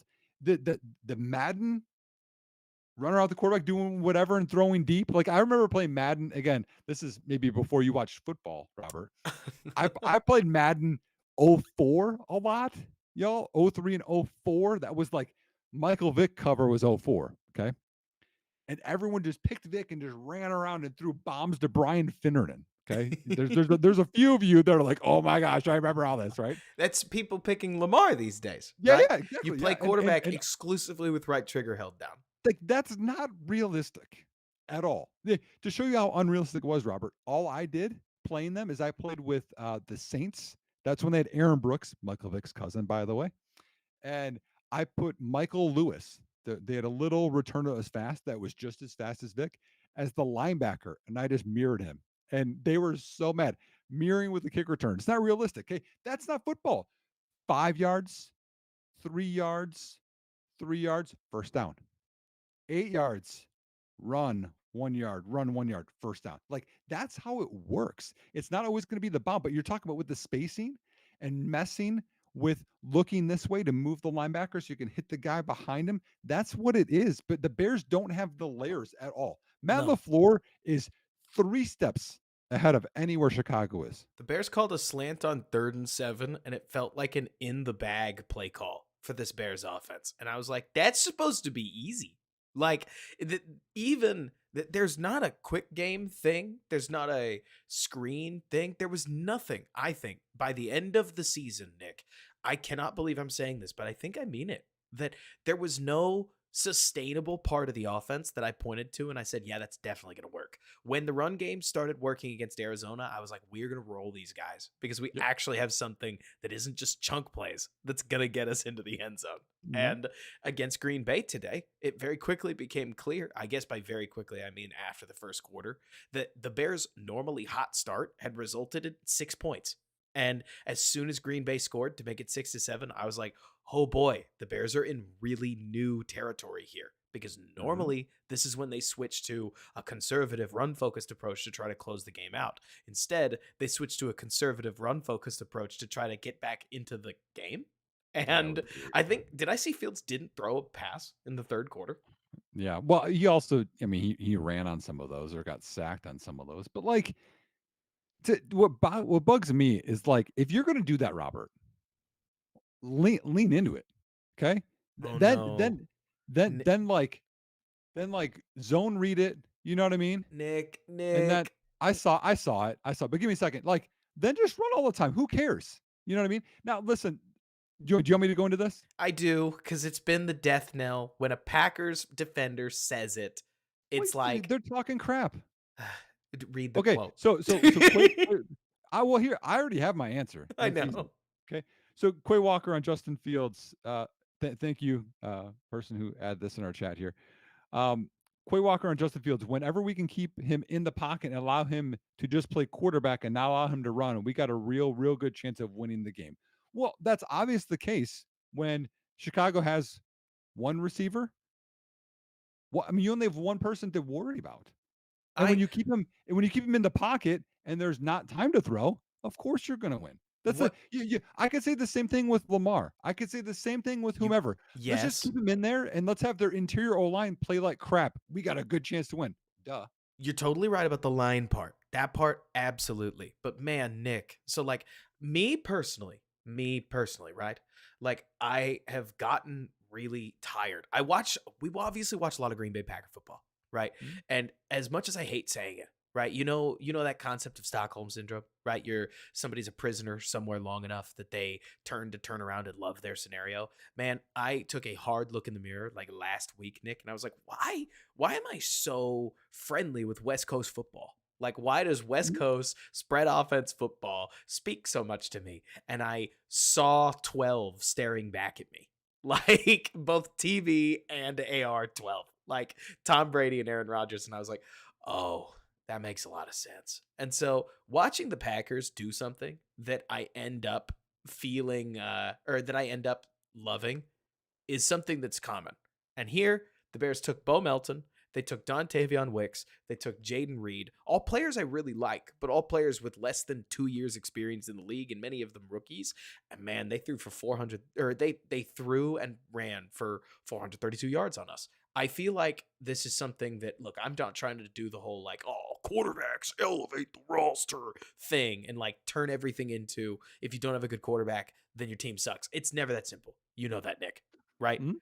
But Also, it does feel like sometimes we talk about the Bears. Let's take it off of a Fields thing. We did the same thing with Trubisky, right? Sometimes we talk about the Bears like if you don't have if you don't have three legit weapons, you must not be able to move the ball. And I, this exact kind of game always just makes me go, "Ah, football has to be easier than this, Mhm. right?" Well, I mean, the other part of it is like, okay, you want to keep him in the pocket, but then you run the ball for, and I can't remember if I read this before we aired or not, but we averaged 3 yards per carry, and that's not just like Justin running. I mean, Herbert averaged we had 12 for 28, and Roshan was 5 for 20. So like when you can't run the ball and you're No, negative, like I mean, again, so like ahead of the chains would be the defense has the threat of a run game. Like, oh, they could run it, so we can't just drop back or disguise or whatever. When right. when you have that as well, like that really makes it just advantageous for the defense. Hmm. Not to mention, I mean, I think an underspoken about story on this Bears team has been the fact that the Bears offensive line has not run blocked particularly well this year. It's weird because of Hmm. last year they were really good at run blocking. I mean, I guess it comes and goes, right? Like Hmm. the Bears, for instance, have had real trouble moving to their left. Well, actually, it's been both sides. To be honest, maybe it's honestly just a center problem. But they seemed like they got around it last year. There's some of this where I guess we throw our hands up in the air, man, and we go, I don't know. Like I'd have to look harder. Yeah, like Tevin Jenkins had a really, really bad game Really today. bad game today. It was so bad to the point I'm like, "Do we want to extend this guy?" And, like, I don't wanna again, I don't to be fair to Yes. him, I don't wanna say 1 game. I don't wanna say, like, is everything because every player has a bad game or a bad play or whatever. So, like, we need more time, but man, that was really bad. Like, you got Oh man. exposed I today. would definitely approach Tevin Jenkins about an extension. And at the end of the conversation, I would say, now, we did get whooped against Green Bay. So we did have to take a little off the number. But here's what we're thinking. You know what I mean? Yeah, Like, well, and you gotta stay healthy, man. uh, Like, we yeah. need you to play, man, Eh, like But there are some of these linemen, especially these 300-pound athletes, right? Like Teron Armstead comes to mind, plus plenty of others across the league, where you are hoping to get 12 games from them. You are giving them a number where you say, we are paying you for the 12 games you're going to play. And in Teron's case, the problem is they paid him for 17, and he plays what, 9 on average, yeah, like it's year not over good. year? It's not great, right? But I can't help but look at Tevin Jenkins and still see a guy that is a very good guard. He just went up today against a hand fighter, and guys like Carl Brooks are gonna eat him alive. You It's get better good. play. What? No, no, Rob, it's Carl Brooks. I know, but It's Carl Brooks. we You watch you you you you watched his can't tape have at him Bowling Green, extend. right? You watched his tape I at Bowling know Green. I know him, but, like, you can't it did he go round 1, round 2, round Oh, 3? not at all. Like Tevin shouldn't. Okay, let me try to split the middle here so that I can get to my point. Like Tevin is a more talented player. I would expect Tevin to win the matchups, but in the world of like rock, paper, scissors, like technical hand fighter versus athlete mauler, the technical hand fighter is the guy you're expecting to win. Does that make sense? Yeah, but you have to know that. You have to know what people well, I'm lining up against this guy, this is what he likes to do. Like, you can't be a top 10 guard and lose to a guy that got picked on day 3, like, badly, like, within, like, a second and a half and ruin a play. You can be a pretty good guard though, in my opinion, and get smoked a couple times in a game. It's a bad game. Like it happens. To me, it's not an extension killer. I think that's a little knee I'm not jerk. saying this extension killer, but, like, it made me feel that way today. I was like, I "Is get he that. really not gonna be the answer for 25, 26, 27, 28?" To me, the biggest problem that you had with the Bears offensive line this season, because we can kind of turn this into a little bit of a postmortem, right? We'll do a bigger postmortem for our Thursday episode. We'll have to, because we're gonna have to figure out what happens to the main Well, players within the Bears organization. we'll know more information maybe coaching-wise Sure too. hope so. We're gonna get a what is it? A Kevin Warren presser either Wednesday or I Tuesday, something so like that. here's like, I know, like, we got our chat going, and y'all, like, we're doing the podcast right now, but if you want to get involved in the chat and interact with us more, hop on Robert's YouTube, probably about 30 minutes after the game, and we'll have a way more interactions. Okay. So that's the thing for next year. That's for Okay. next Make, year. make sure you guys do that. But that's one thing that excites me. Like, because right now it's like so much doom and gloom. And we can talk quarterbacks, what you want to do, and I have my thoughts on if we're going to do that now or we're going to wait till Thursday. But the one thing that excites me is this, Robert. I and again, this is feelings. I feel content and optimistic with Ryan Poles. This guy has a Yes. direction. I believe in him. Yes, he's not perfect. There's a Chase Claypool move. There's the Larry Ogunjobi move. There's a few moves that like haven't gone well. And maybe Tremaine Edmonds was an overpay. I mean, we could talk about that too. But like, there's other moves that were awesome, and I have faith in him. The other one that I'm excited about, Robert, is what you just said. I just I'm excited about what Kevin Warren could bring to Chicago. It's different than what we've had in the past, the McCaskies and there's all that stuff going on. But like this guy had a great stadium with Mhm. Minnesota. He overcame some really big things in the Big Ten as the commissioners and did well and handled COVID and all that kind of stuff. Like I'm excited about what he could do. And if he's going to hold people accountable, that could be jobs, that could be quarterback changes, that could be whatever. But that has me excited. I don't know about you. I'm really excited. I mean, if anything, so look, all right, if Bears fans strap in, I'm about to say something really ridiculous, and I've said a couple ridiculous things since we started this, Nick. But I did not want to leave this season. I did not want to leave this game short of answers. I wanted to know something, right? I wanted to leave the 2023 season feeling very confident about at least a couple things on the roster. And like you're saying, I feel very confident about Ryan Poles. Another thing, if you're going to tell me Matt Eberflus is the guy going forward, and that his defensive scheme is awesome, and that he is the leader we need, and that the progress that this roster has made is real, tangible, and should continue into 2024. I expected better than this. And Yep. I expected much better than this. Like, Mhm. I would tell you that you mentioned the JV squad thing. That's the only Mhm. thing that couldn't happen. Bears lose a competitive game where they get some breaks against them. Like, oh, shucks, happens. You know what I'm Mhm. saying? Like, Mhm. all you had to do was look better than you did in week one. And I didn't think they did. I mean, were a bunch of really frustrating moments from Matt Eberflus in this game. You asked if we want to talk about quarterback in the future. We can't do that this early in the podcast. We haven't talked about the defense yet. Like, I mean, and we have to, because I know we talked about this on the preview pod, that to me, this was Matt Eberflus, Justin Fields, and the rest of this Bears organization's final exam. And they failed it. Like, I can't give him a D plus. You know what I'm saying? Like, I can't help but look Mhm. at this team and see a defensive coordinator that had a bunch of success running man coverage and pressure looks that turned into these like Zimmer coverage zones, or they could flex into man. And then we ate one loss against the Browns, got scared, and stopped doing them because the Yep. media was mean to us.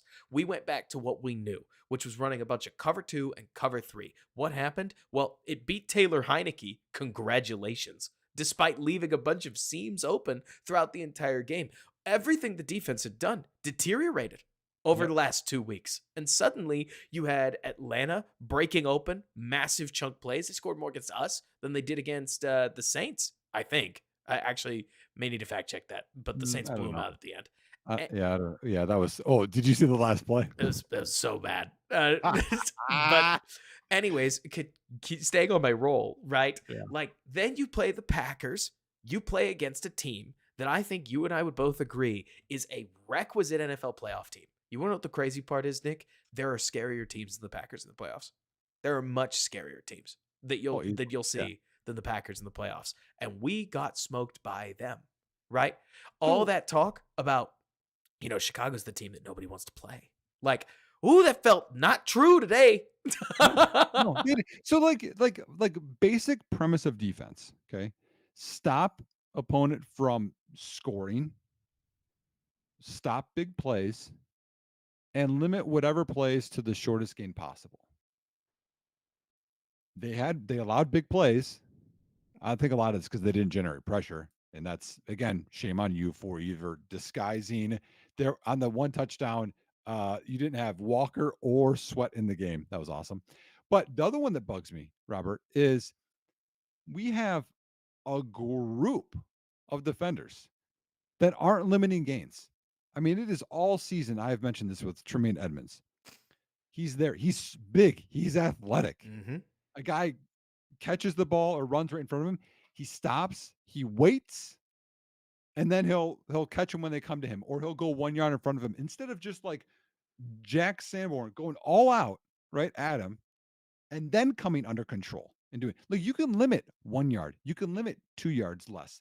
Eddie Jackson doesn't want to be involved in that. Looked like today too. Like Yikes. there's multiple Bears where they're not doing that, and that adds up over the game. That adds instead of we talked about this being ahead of the chains on offense, Mhm. defense too. That might make it a 3rd and 8 instead of a 3rd and 6, which changes things. Changes everything. And it's so funny because for some reason there's always one.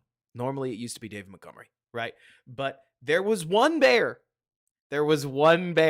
that decided he was going to put the defense on his back. And I mean, Nick, I'm blown away at what Tyreek Stevenson was able to accomplish.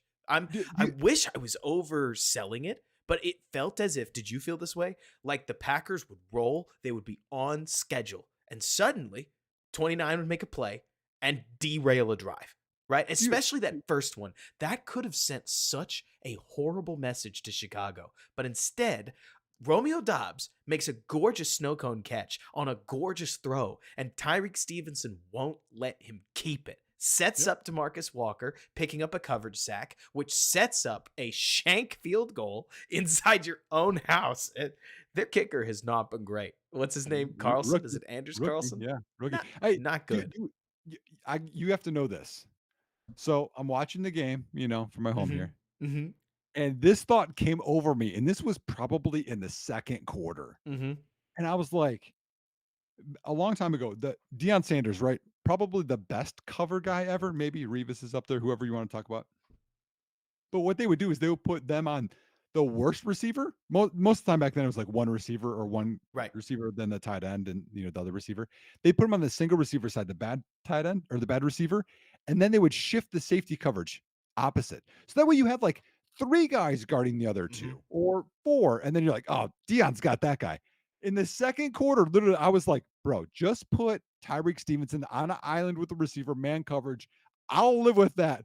Shift the coverage to Terrell Smith because he's getting smoked right now. So Yeah. and when I thought that, I was like, Robert's going to be so happy that I even had that thought I today. mean, that's the thing though, Nick. This is okay. So I hate sometimes the role that trying to be like one of the people on in the Bears world can put me in because around the Washington game, I remember a lot of people were like, Terrell Smith, man, Terrell Smith's great rationale for why Jalen Johnson doesn't need to get paid. And I was like, hold up, guys. Like, he put tape out that is going to get him exposed if he's not careful. And it Fair enough. helps that Washington just thought, why wouldn't we attack number 29? Like everybody's attacking number 29. We should throw at him. But a Mhm. lot of these routes that you could see from 32 were not getting covered super well, right? And today, I mean, to me at least, Nick, I saw Terrell Smith play fine in the wide world of backup DB, right? But Matt LaFleur targeted him How relentlessly. how Like, okay, you saw that there was that 19-yard deep like sail out to Wicks had on him mhm. when he had bracket help on the inside with his Yes, he safety. did. Why are you doing a 360? How do you get that turned around? You only have to worry about outbreaking routes. What like to me, like it just make sense to me, Robert. That one I watched, I was like, that's just terrible. Like I knowing what the coverage He is. was scared. I mean, Terrell Smith, look, this comes from I guess my own background, but like obviously I like athlete guys. Like when it comes to you'll see this when we get into draft stuff, Nick, but if they I am also a Raz fiend. I did the Oh, you, same you're not thing. gonna like lay a lot to, are you? What? You're not Is gonna like is he lay a lot. not athletic? Oh man. So he might not be the freak that Dallas Turner might be. I mean, we'll get into that, Well, but no, like that's it's what. it's not like that. Honestly, I more have bars to pass. You know what I'm saying? Okay, okay. And with both Tyreek Stevenson and Terrell Smith, we saw that they weren't the world's best athlete when it came to changing direction. To me, I saw Terrell Smith basically freak himself out a lot of times throughout this game. He's been breaking on out routes, like anything that's a 90-degree break. He's had a lot of trouble keeping up with. I mean, he's a rookie. This happens. This is not Mhm. weird. I am not dunking on Terrell Smith. It's more like drawing a distinction. between Tyreek Stevenson and Terrell Smith. Yeah, Stevenson has had enough reps to the point where now he's a lot more comfortable. You can see it, yeah, can't you? yeah. Like he's He is competitive. confident. He's in guys' hips. It's awesome. Mhm, Smith mhm. seemed like you talked about that spinny one, like Oh my he gosh. he broke as if the out route was coming. Then he got scared it wasn't coming and spun back the other way, thinking that actually this might just be a seam, but it was an outbreaker the whole time, and then just got caught giving up what 5 yards of separation. It was bad. I mean, you know memes and videos and stuff, right? Oh yeah, When I think of Tyreek Stevenson, I think of that one guy, he's like, "Dog," yeah, like, he goes through Tyreek Stevenson, dog. "Dog," This guy, you know? dog. Yeah, That guy, Jaquan Brisker, "Dog." dog. Like, those 2, well, they're both tough guys that you know you're not gonna push around. Now, again, I think Brisker has some work to do with coverage-wise, but Stevenson, and we've talked about this, when you start thinking of, like, mock drafts and, like, Hmm. okay, if you move down and you get a second, or if you move Justin, you get a second, like, what, or your second first round pick, or whatever you wanna do. To me, corner, we should bring Jalen Johnson back, but if you got JJ and you got Stevenson, uh, you're not touching corner till day 3. What's the best way to help a quarterback out? Pass Just rush. quick fire answer. I said a No. quarterback. Oh, quarterback? Hmm. Not a pass rush. No, not a pass rusher. Blocking, so it, there's no pass rush. offensive line, right? Yes, In my yes. opinion, yes, you do need receivers, obviously, but offensive line. What's the best way to help a quarterback or a corner back out? Go sign yourself a sick defensive lineman, and you're gonna have opportunities in this Yeah, next draft. Like yes. in a world where the Bears are sticking with Fields, maybe you draft like a Johnny Newton. That could be awfully fun. He's got some sweet tape, but obviously anybody under 300 pounds trying to play defensive tackle better be Aaron Donald because I if you're know. not Aaron Donald, there's not that many defensive tackles at that size that really win all that often. And you've got Mhm. Gervon Dexter coming up, blah, blah, blah, blah, blah. I can't help but get Chris Jones out of my mind. The point being, Nick, that I look at a lot of these Chicago DBs and I see guys that if you can get some pass rush, they're going to play some ball for you. The problem is they did not get much pass rush today, did they? Like, Well, yeah. like, the way I think about it is people talked about getting Montez Sweat, it's a multiplier. That's what getting guys opposite Sweat, getting a guy in the interior. Like, a lot of the times I mock, like, okay, we're gonna get Dallas Turner and then we're gonna sign Danielle Hunter. People are like, you don't need 2 DNs. I'm like, yeah, you do. You rotate so much of that. And are you gonna say you don't want more pass rush? You don't want more pressure? Like, I want as much as possible because that's gonna multiply to make Brisker, Stevenson, Johnson, everyone else more confident. Gordon jump more routes, more turnovers, all that kind of stuff. Like, to me, that's huge right now with this defense. Oh, yeah. And the other part that does not help anything is that this defense clearly feeds off of each other, right? Like they were balling all the way through. Gosh, I can't help feeling like they peaked a little against the Browns and against Arizona when we look back. And you could almost say like they go the way Montez Sweat goes, right? Mhm. Montez Sweat finished the last 3 games of the season without a sack. That is not weird. I am not upset about this. Ooh, They're, yeah, I got something for him though. uh, I am ready for it. You want to go now? Montez Sweat, Robert, set an NFL record. Do you know that? Was he the only guy to lead sacks on 2 teams? Only guy to lead Congratulations, Washington with Montez. sacks and Chicago with sacks in Congratulations. the same year. Yeah, NFL record. There you go. Bears breaking records. Amazing. Amazing, right? But so Bad trade though, Michael Lombardi. I can't help but think, but before we just, waltz all the way back into that, the other thing that's worth mentioning here, Nick, is that we played a lot of offenses with offensive line, like major issues. I think Cleveland is the perfect example where there are a lot of people that are going to look back and be like, how did the Bears defense do this to Cleveland? Well, Cleveland's tackles were in awful shape. And that was their first week where they were trying to figure things out of what were they going to do with the scrap heap that they had in place. And Yep. since then, they've had a little more time to work out strategies, right? It's kind of like how the Bears caught the Bears caught the Vikings with Kirk Cousins throwing to not Justin Jefferson for the first week, and that stuff matters. Like Mhm. when you catch a team makes a big difference. The Bears still need defensive line help. I think that showed itself in this game in particular because Mhm. Jordan Love looked completely unbothered. I think somebody said that he was pressured on 12% of his passing plays. Now, I do want to point out that pressure is funny, right? Are you a sacks or a QB stat guy? No, no, no. I didn't think you were. Right? Right. Well, because I think that there's so much that goes into that. I mean, your receivers cannot be open. Like it's always Tons. a combination of things. Always. There's tons of context to it.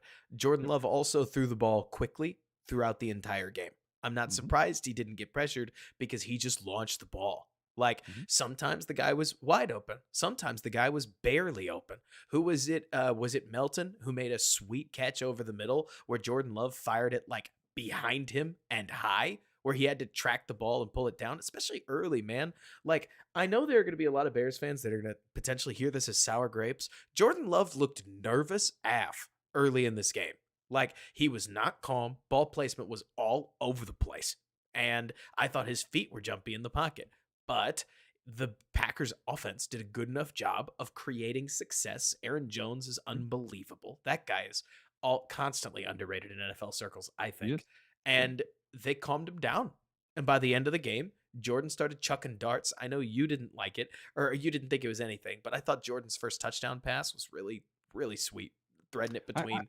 I didn't because it was the guy was open when he threw it off his, and he didn't need to be on his back foot. But when he did it, that made it more difficult. But yeah, I mean, two guys close in because he lofts it. Right. But it was a touchdown pass on, Yeah, what was I it, mean, like it's a touchdown, but I don't think it was like a difficult touchdown pass. I thought it was a. I mean, the one that I mean could have been a touchdown, and the was it Melton at the back in the it end zone was where they the one called that it. Melton bobbled That was like way crazy. more impressive because that one he fit in after his like third read. That one was sweet too. Yep.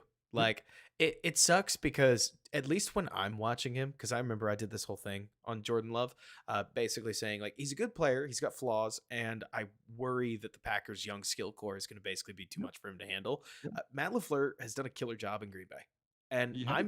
I'm now too deep talking about Packers positives. I'm not trying to depress Bears fans. I'm really more trying to draw a distinction between what we've seen in Chicago and what we've seen in Green Bay. And I can't help but feel like, Nick, when you put the pieces together, I don't like the results that the Bears had in their final exam.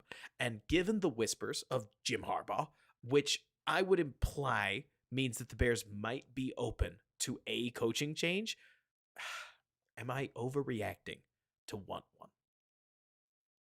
I so for me, I don't have confidence in the offensive coordinator at all. No. We don't even have a defensive coordinator. But, no, I think that I think it's time. I think that when you can't even make it a game, this wasn't a game, even if it was 8 points. This wasn't a game against your biggest rival when things went your way as much as they could today. That's bad. Because we talked about this in the preview pod. Like this was gonna let us know that we're the last 7 weeks, we're actually a legit team or kind of we're a pretender.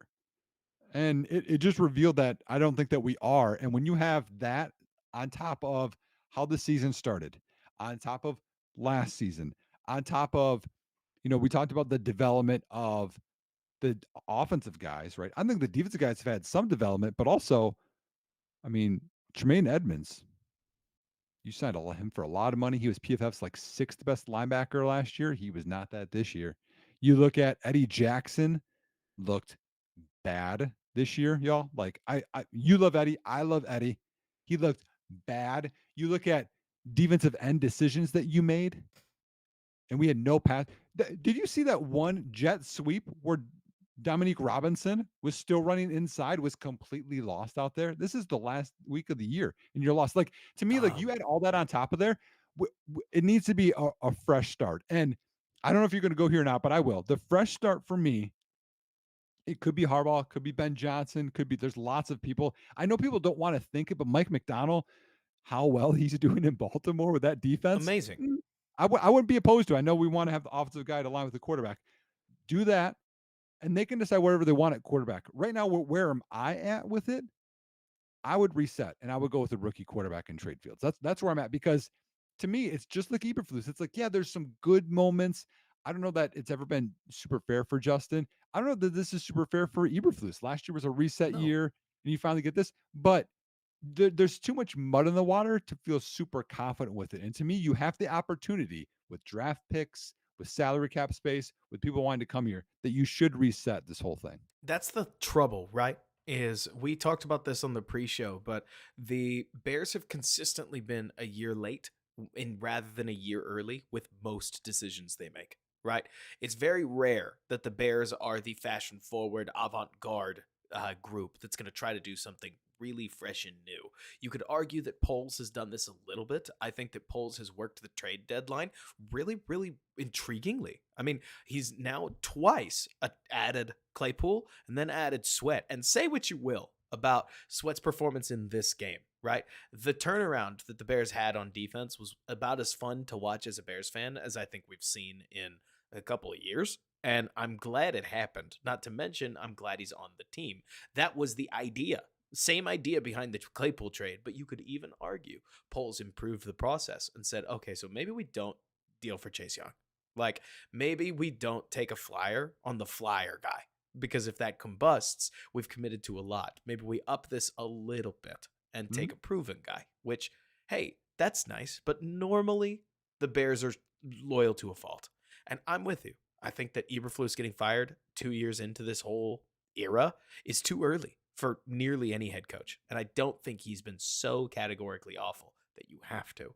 And then Right. Justin Fields, he's 3 years into his rookie deal. And that counts the fact that he had 1 year on a strapped Bears team that couldn't protect it all, a wide receiver one that didn't want to be there, and a head coach that was a lame duck. Say what you will about Matt Nagy, but I mean, at least he was a quarterback's coach. So let's just stick it at the fact that you have a lame duck situation. You pass things off to a team that tears down around him. The only real shot he got was this year. And at that point, it sure feels as if there are a lot of scars in his game that are going to take time to iron Mhm. out. Can Justin Fields get better? Yes. Will he get better fast enough to instantaneously produce drastically better results in year four? That's a gamble. And Mhm. I can't right now say the Bears would be better to take that gamble than to gamble on one of these rookie quarterbacks. Like before we get into the whole contract thing, right? I don't think you Mhm. have to at this stage, but it is early on both. Like I'm cheering for Justin Fields, whatever happens next for it, because he seems like a great guy, Mhm. franchise, like he's a franchise billboard guy. He is a model leader. Yep. The locker room loves him for a reason, and he works really hard. Matt Eberflus, I wish him the best. Think it's probably best he sticks in a defensive coordinator role. He did a good job there. There were a bunch of pieces to the way he handled the media, down to his coordinator hires that are big sus. Like, not to break out the Zoomer language too early, man, but if we're firing Luke Getzey, there's sort of this moment you look and you go, huh, Matt, what are you gonna do to get your DC and your OC right, next time? But Yep. the circumstances just happen to sit where the Bears are such a desirable coaching opening that how do you not look at the opportunity to turn over quickly, right? Well, here's a question for you with the same topic. Mm-hmm. We had 2 or Chicago had 2 coaches on staff Two. get fired during the year for we don't know everything. So insert PR or whatever it could be. But and again, this my I'm curious what you think, but what I think is some of that's on Matt Eberflus. You hired those people. You know those people. Will people make mistakes? Yes, they will. When there's 2 of them in the same year, You're the head th- guy. that Like looks more on you. Yep. the buck has to stop somewhere, and Yep. Matt Eberflus is the head coach, and Mhm. so the defense did not look good early in the year. A lot of people looked back and said, "Well, that was Alan Williams," and it's like, well, Flus hired Alan Williams. He brought him Mhm. over from Indianapolis. Like you end up in a tough scenario, right? You really do. Where I don't blame any Bears fan out there that wants to maintain a lot of the momentum that it felt like we had not even just a week ago. I mean, honestly, 12 hours ago, things probably felt better for the Yep. majority of people because the Packers basically made the Bears look like they hadn't gotten any better from week one. And I Mhm. don't believe that. I think the Packers just, whether we like it or not, I think the Packers just got better along with us. Like if you squared the Bears up against the Vikings, I think that the Bears easily eclipse the Vikings. If you squared the Bears up against the Lions, I think the Bears beat them again. Honestly, I do, Nick. But the Packers, young as they were, just got a lot better this season. Mhm. I don't Well, like that. but I mean, but also, let's. I mean, you're gonna have good games. You're gonna have bad games. Like that goes both ways. You don't have Jalen Johnson. You don't have Darnell Mooney, and I know everyone has injuries, Jalen in but I particular really but hurts. I think it's a different game if Jalen Johnson's playing. I also think if you have another weapon, it could be a different game for Fields too. Absolutely. And that's where I don't think it helps anything when it comes to moving on that the Bears don't just have number one, right? Obviously now this puts the Bears in position for number 9, whether they trade number 1 or number 1. You get the double meaning there. Like I get it. cuz Fields wears number 1 I anyways. the Uh right here in the video, yeah, I get it, yeah. whichever trade you make, because Ryan Poles talked pregame about how, quote, I'm going to have an opportunity to add some draft capital, end quote. Your people are going to end up like making the Bears better. I almost lost my train of thought, but then I found it again. The other thing is, Nick, that at number 1, it's customary to want to draft a quarterback and then you have to just sit the round out, right? The moment that you give up on your current quarterback, now you have to replace the quarterback, but the feeling doesn't change. It doesn't feel like the team gets any better, right? Mhm, Because if you still believe in the other quarterback, well, now you go from quarterback I believe in to quarterback I believe in. Or maybe you don't buy in until you want to see anything. So now you go from quarterback I don't believe in to quarterback I don't believe in. And that the stats bear out is probably going to be, best case scenario, as good as Justin Fields, right? At least in his rookie year. But with the Bears also now locked in at the number 9 overall pick, God, what a perfect weapon like spot, right? yep. You can get Or edge. Roma Dunze, exactly. Like Romo Dunze will be there. Maybe Brock Bowers will be there. Maybe Malik Neighbors, being as receivers tend to get overprojected by the general public, falls to number 9. All kinds of things are on the table. And I think that's a good thing for whichever direction the Bears want to go. I do Mhm, think that if they draft Caleb Williams or Drake May, I know where I lean, but let's let Ryan Poles make the decision, right? right. That if you do add a weapon, this could become one of the best destinations for a rookie quarterback, especially a rookie quarterback of that caliber, in quite some time. Like, this isn't pick number 32 with the Ravens. This isn't a team trading up from the 20s. This is a team that, sure, they ended up with the number 9 overall pick against a pretty easy schedule. I understand this. But you got DJ Moore in house. You got 2 tackles. You got at least one guard we like and another that I sure hope will rebound, and cap to spend on a swing guard, a center, and draft capital to find more receivers with. I feel good about the organization and what they can do going forward, but I don't want to pretend we aren't kind of attending a funeral by saying that. Oh, You know yeah. what I mean? Oh, yeah, for sure, yeah. I mean, I just thought of a crazy trade scenario I have to throw your way, but I agree with you that it is that way. That's what makes it feel it feels bad. Like, It we does feel set out bad. we set out that we wanted to believe in Eberflus. We set out that we wanted to believe in the Chase Claypool trade, in Darnell Mooney building off of that 1,000-yard season he had his second year. We wanted to Absolutely. I mean, Justin Fields with, like, all these things, and with football, you're gonna have things that hit and come to fruition and things that don't, but this regime, and I'll also just this coaching staff, they have had more misses than hits in terms of developing players, in terms of decisions to go for it, not go for it, kick field goals, not kick field goals, Denver game. There's lots of things there, Even or this get one. Do you so think they got that yard? Like, I look the camera in the eyes. Do you think they got that yard? no, I did not no, think they got that no, yard. no, Like, no. So, like, to me, like, but all that, and I think they move on from Fields. I think that's the move that you do make.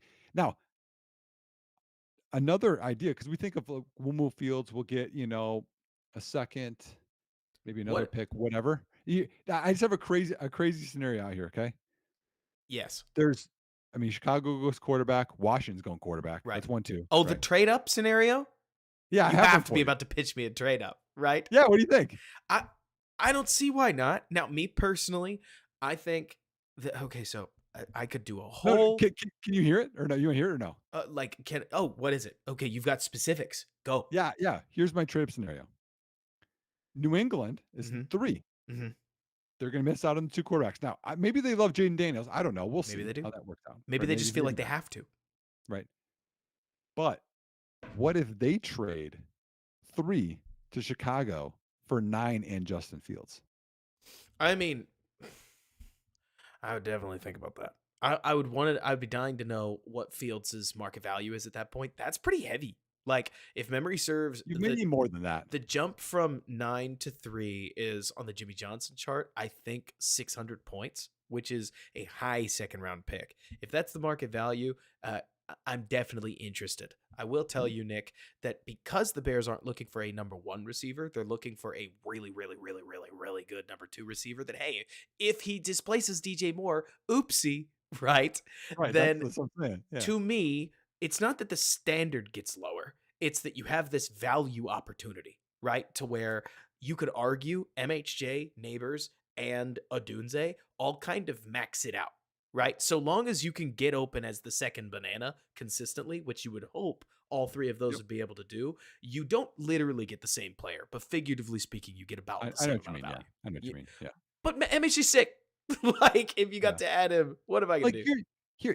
here's my wish, okay? And because we know Ryan Poles listens to our podcast and watches the Hey, stream, Ryan, every sorry week. about today. Even even though he said he doesn't do his Twitter anymore, he That's still because listens to that's because we're us. on YouTube. That's because we're Yeah, on yeah.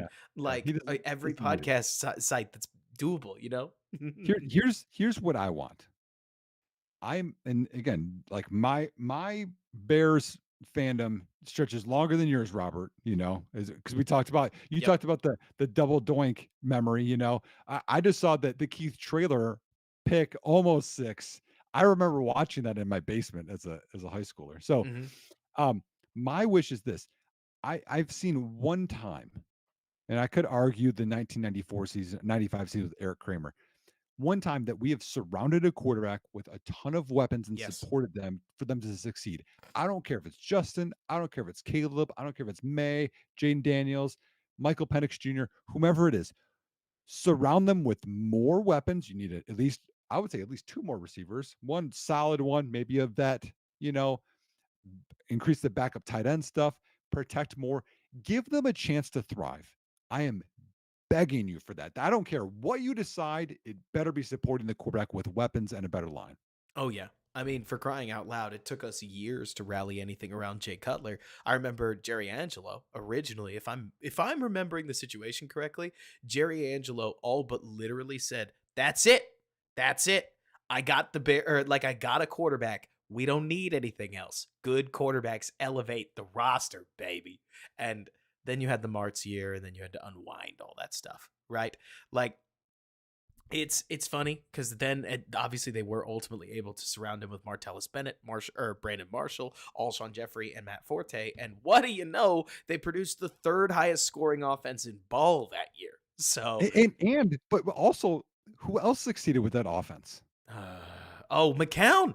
Josh McCown was balling. To me, that's the thing, is if you have those things in place and the offense, you can structure it decently, almost anyone can thrive. And how awesome would that be? You're like, oh, It would be awesome. hey, then, and again, that's the whole thing, is is it the system?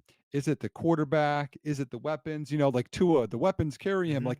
I don't care. I just want to win games. And I And think that that's the best way to do it. And to me, the biggest problem that everything has, at least in my opinion, is that we talked earlier about like I'm moving on from Justin Fields. Let's not make it about Justin Fields. Let's just be realistic about what the coaching situation is.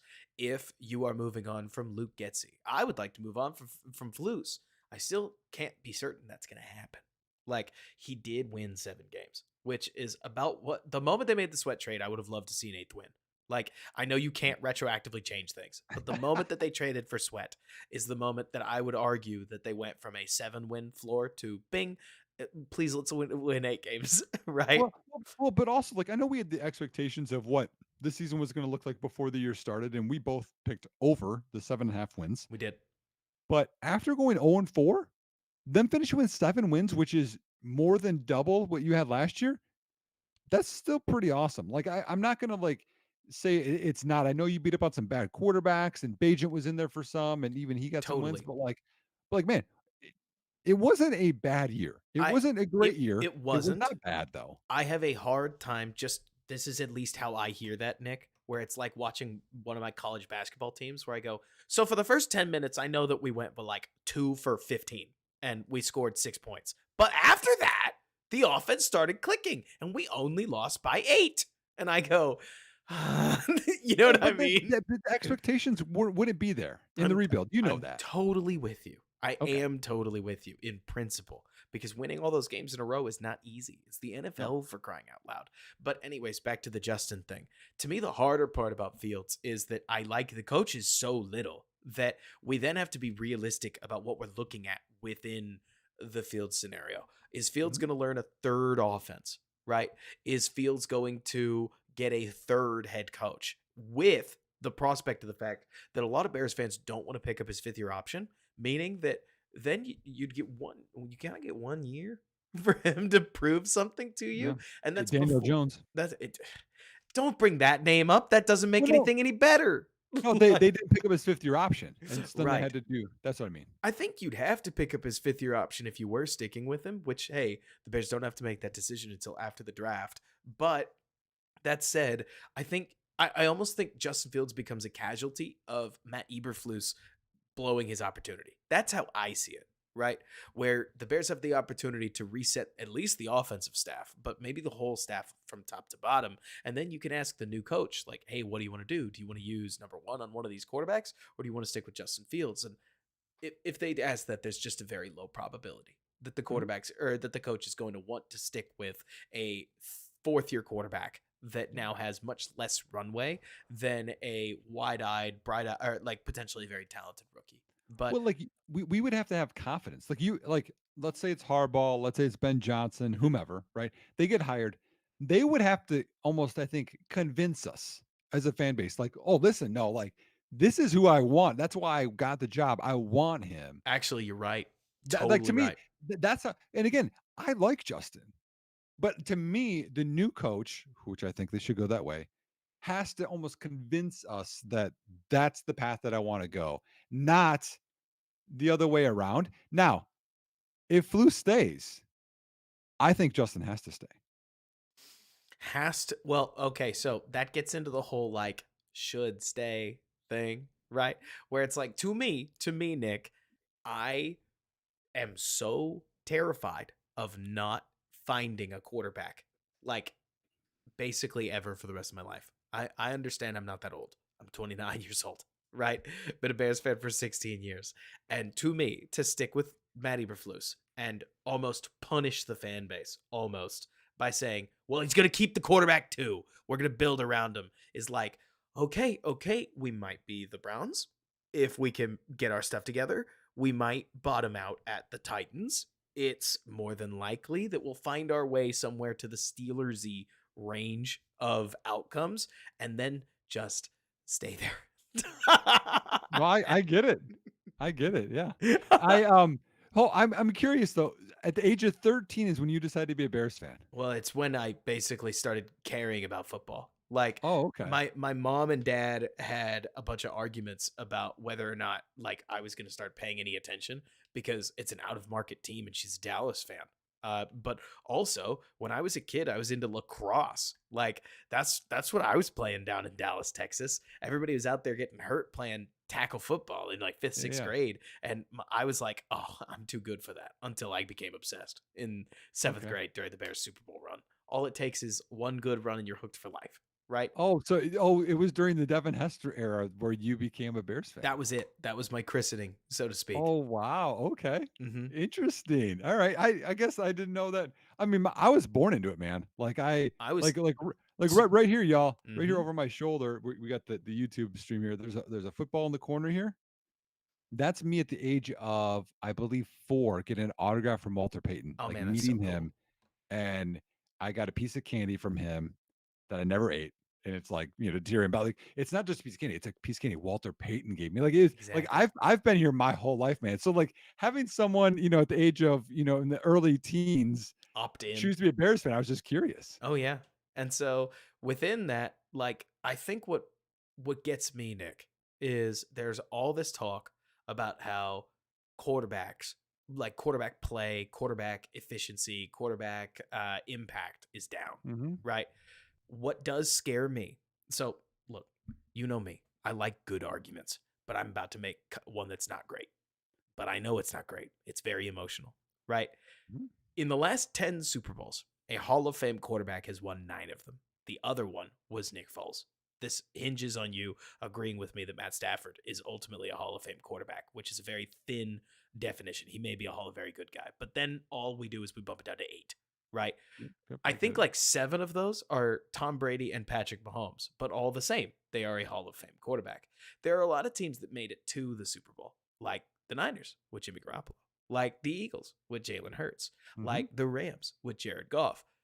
Somehow they all end up on the losing side to a Hall Hmm. of Fame quarterback. And then you stretch back further. Obviously, you get Peyton Manning's Denver Super Bowl in there. You get Russ's like Legion Yeah. of Boom Super Bowls in there. If you want to Yeah. go back further, you get Roethlisberger's Super Bowl, you get Rodgers' Super Bowl, you get Breeze's Super Bowl, etc., etc., etc., etc. Right? And to me, Nick, there is part of me terrified, even if we keep Flus, that passing on the first Bears opportunity to draft a quarterback that's considered within the same territory as like Burrow Lawrence, right? In terms of prospect, and we pass on this, now we are back to the Flyers, and we are back to hoping that we do what we have never done, develop a quarterback the proper way, like a toolsy guy, and turn them into Jordan Love. And I'm going to disagree with you though, I'm really interested why. because I did a little research on this Mm-hmm.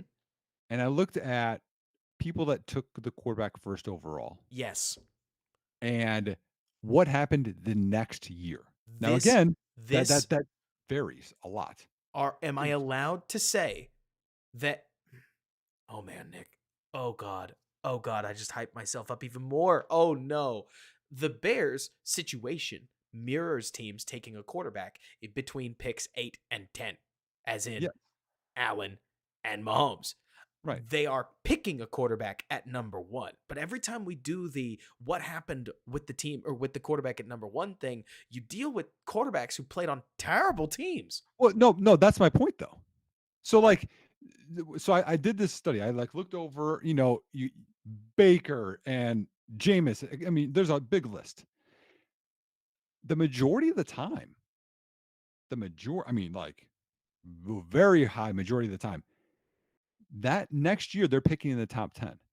So you also could go down the scenario of I want to build around so much because I want to Mhm. raise the floor so high Right? and for I don't know whatever reason. Like Sure. it's also possible too. Like if I gave you the Washington offers you the next the number two more firsts, the 3 I get seconds, this from 2. three third like you get the impossible offer, Yes. but you don't like Justin Fields. Do you say no to that offer? No. Like if I See? get the impossible offer from 2, no. Right? If How I about get the 3? impossible offer from 3, How oh about man, 3? I really think about it. Right? Because You get 3. You get New England's entire I draft know. for 3 years and you get who's the center they drafted in round 1? Let's just say it fixes center. I know. You know, Like like but to me, like that's what makes it. And then you look and you're like, okay, then they're probably gonna be a top 10 pick next year, and I have ammo to go up if I want to. Like to me, there's a why lot of would we scenarios be a that you top could 10 play pick with. though? We just raised the floor. Gardner Minshew isn't a top 10 pick. Like No, we but the team you acquired that first from will be a top 10 pick. Is what I'm saying. so yes, but you raise the floor, you hope that they're a top 10 pick, then what? Right? Is the hope that we're going to develop Quinn Ewers despite the fact that we're probably going to build a team that's going to start him too quickly? Or are we No, actually going to have the patience to keep playing Fields, but we're not going to pay Fields, right? So we're just going to pick up Fields as 5th year option and we're going to tell him, sorry, bud, you're either going to play your way into an extension or we're going to tag you. And now you're going to continue to create division within the fan base. Not that that matters. That's not not if something you're the org winning. needs. Like the Not if orgs you're doesn't need to winning. think about that at all. And then it's not that to me, Nick, maybe I'm just honestly, okay, that I think we're hitting the real crux of the issue. As much as I think there's a lot of people that have gotten flack for saying, like, let's draft a rookie because people push back and say, but this team is ready to win now. You're telling me to wait longer. To me, sticking with Fields is making me wait until 2027. Like, the team will get good, but they won't really get great unless Fields turns a corner that I am slowly losing faith he can. You know what I mean? Mhm. I get it. Like, okay, my theory is this. All right. there's probabilities here, you know? Whatever, I don't care what quarterback it is, y'all, at one. Could Totally. be Hall of Famer, could Could be be. really good, could be good, like, like, there's that scale, right? But there's also the scale, and this is the bad part of football. There's the bad things that he could be RG3 and get hurt and Could then be. never be the thing. He could have, again, we hate this, the off the field stuff, like it's sad what happened to like Henry Ruggs and like all, stuff Absolutely sad. happens. Like, but there's probabilities when you fit all into one versus if I can divide out my assets to a bunch of different assets, I increase my odds of like not like having like the one like, oh my gosh, like crippled the whole franchise because like, but I understand they could lift the whole franchise. Right. But if I think if you continually build the whole team, there are squads in the NFL right now that just won the division, Detroit, versus having a really good team all the way around. And again, people hate Niners, I mean, Philly, right? They're awesome. And I mean, Jalen Hurts is good, Brock Purdy's good, Jared Goff is good. Don't get me wrong, y'all. But like, I mean, you can win football games in this NFL. There's a lot of bad teams out there. There We know are. there's bad teams out there. As Joe Flacco's leading Cleveland into the playoffs again. You check. could do this. Speaking of, if you'll Yeah. check for me real fast, what place in the division did we finish? Because it comes down to us mini, right? Mini didn't Oh, beat Detroit. And do so you know our schedule next year? I have this up. that I is was ready. actually what I want to know. Like, Yeah, I was ready. Brad Biggs got this for us. Okay, we finished fourth. This is good. This is good. This great. is good. This is good. We can pivot. But That here's is a the good good thing. thing. That is Yeah, a good thing. But I think it's good. I'm going to So take my we are moment to be kind of sad that we're last in the NFC North again. But, yeah. anyways, So I mean, the bad thing is, and it's weird to think this before the year, but we're playing the NFC West next year, which is bad because you got Niners, Rams, Seattle, Arizona, and then you're playing the AFC South. So you've got Titans, Jaguars, Houston, and the Colts. But then the extra games you get Washington, you get New England, hmm and you get Carolina. I can't wait. I mean, like, I'm like, okay. I All right. mean, Nick, whatever. we got something from the chat that I want to hit you with. Yeah. We're coming up on time, but they threw something. All right, so I know you're a big fan of the trade down because you can do some insane things. Mhm. Where is your belief on Fields? I will test it using a pair of aggressive examples. Yeah. So you get to keep Justin Fields. Let's say that you could trade him for a second round pick plus, right? Yeah. You can keep Justin Fields and you have to figure out the extension situation, but you get to trade down. Or you trade Justin Fields, you pay Baker Mayfield. You trade Justin Fields, you pay Kirk Cousins. Do those latter options make you feel better than the former option of sticking with Fields? Or would you rather stick with Fields than a paid veteran if you're not going to draft a rookie? How much are we paying him? Um, Give me a rough a number. hefty amount starting quarterback money. Like you get the, well, I guess I made it to free agency, so I can't sign for that much money, but it's a minimum of $35 million. I would stay with Fields then, personally, because to me, I think those two are better quarterbacks right now. I mean, I don't think that's like an understatement.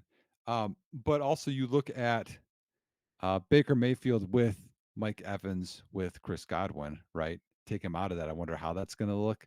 I like Cousins. Don't get me wrong, but I'm also a little wary of the coming off of the Achilles. That's Oh, part of the it for injury me. thing's a If problem. if there was no injury with Cousins, I would go that route for sure. That makes Um, and sense. I get and I, that. I I like Baker, y'all. I like him, but he's got some injury stuff too. But if you're saying I can save that money and sign Chris Jones, This same would thing. be the theoretical veteran option is an explicit statement of Fields is not part of the organization anymore, but also we do not have the quarterback of the future currently on the roster. Instead, we are bridge building to a better tomorrow using this guy to compete right now, and we'll draft somebody to develop later, Yeah. which might be a little long in the tooth before I have to wait for my Hall of Fame Bears quarterback. It's coming. I know it is. I'm going to hold out hope. Well, I guess I just always think like I'd rather have because again like things happen in the playoffs. Eli Manning They goes do. wins 2 Super Bowls. Like So to me, like I want to get the best team I can in there and see where it goes versus hoping that I'll have the next because people are like, you need the Patrick Mahomes. There's one Patrick Mahomes, You y'all. don't There's need the one. Patrick Mahomes. It's more that Nick, in the world of at the end of the day, we're fans, right? I could make the team building argument, and I don't think it's the world's. So, like when I say the team building argument, I mean like I could make the argument that oh well, Hall of Fame quarterback, like yeah, it adds so much to your roster. No, no, no, no, no. Let me be very honest with you. I watched the Packers flaunt Brett Favre and Aaron Rodgers for so long that I just want one. Like I've seen them not win the Super Bowl more than once. Like I want one. It's fun. Like Buffalo seems like it's more fun to cheer for than Pittsburgh, right? They're both going to win pretty much the same amount of games. But Buffalo got to win and lose theirs and just ride and die with one of the more exciting quarterbacks to watch in football. Whereas the Steelers watched their team lose to the New England Patriots and the Arizona Cardinals and grind out wins against like God knows who else, right? And so I can't help me personally and just like we have this opportunity to potentially draft that dude. I kind of want to, but Yeah. mostly because Nick, after this year, we're going to be playing the team building argument for the rest of our lives. Like, God forbid the Bears end up with number one ever again, right? So then from there, it'll always be a matter of, well, who do they take? Oh, it'll always be a matter of, well, does that person fall? It'll Mhm. always be a matter of, yeah, but think about how much that defensive end could really do for you next year within Yeah, this yeah. scheme. We got time for all that. There Mhm. is part of me that just wants to enjoy the moment where we get to say, hey, we got two tackles. We've got DJ Moore. We can add that little bit more we need with the picks that we have afterwards. But I'm not about to try to pretend it's easy. It's more like No. it plays to what I think I want. Mhm. No, no, I definitely get and I'm not against that at all. Like right now, if I had to pick one or the other, I would pick drafting rookie quarterback and trading Justin Fields. That's where I'm leaning right But now. not But if they don't fire Flus, which I also think is right. completely understandable because Yep. the moment that you draft a rookie quarterback and stick with Matt Eberflus, Flus is now going to be on the hot seat. No way around it. You Yep. know what I mean? Like, It's the Nagy year all over again, and you're setting up again.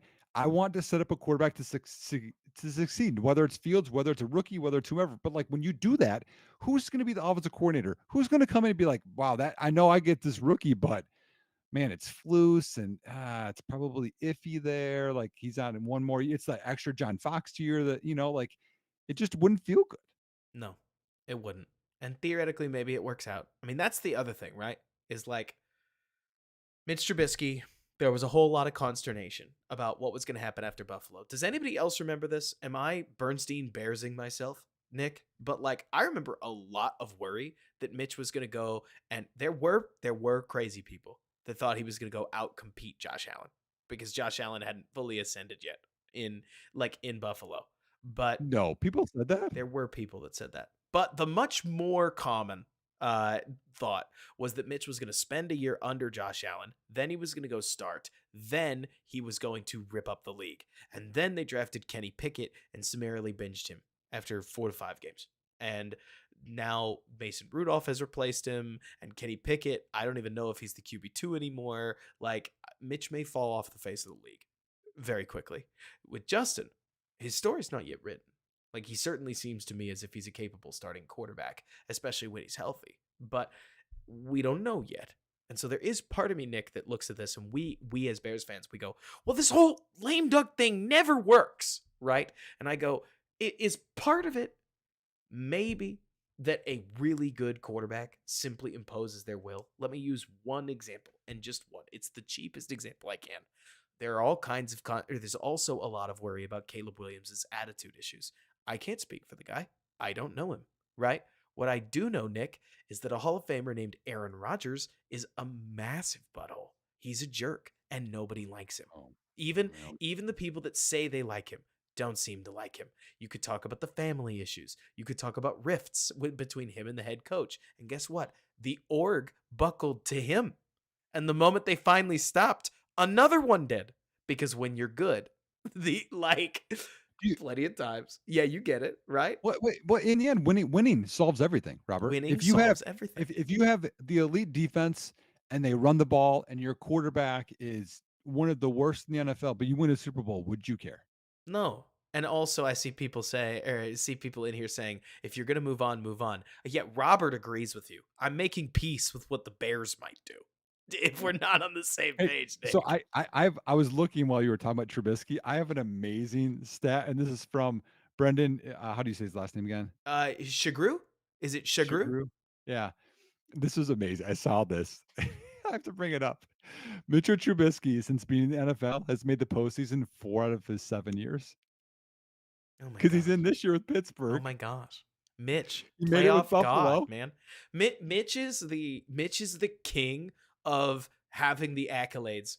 Like, you know what I mean? Like This Mitch is is a so pro funny. bowler.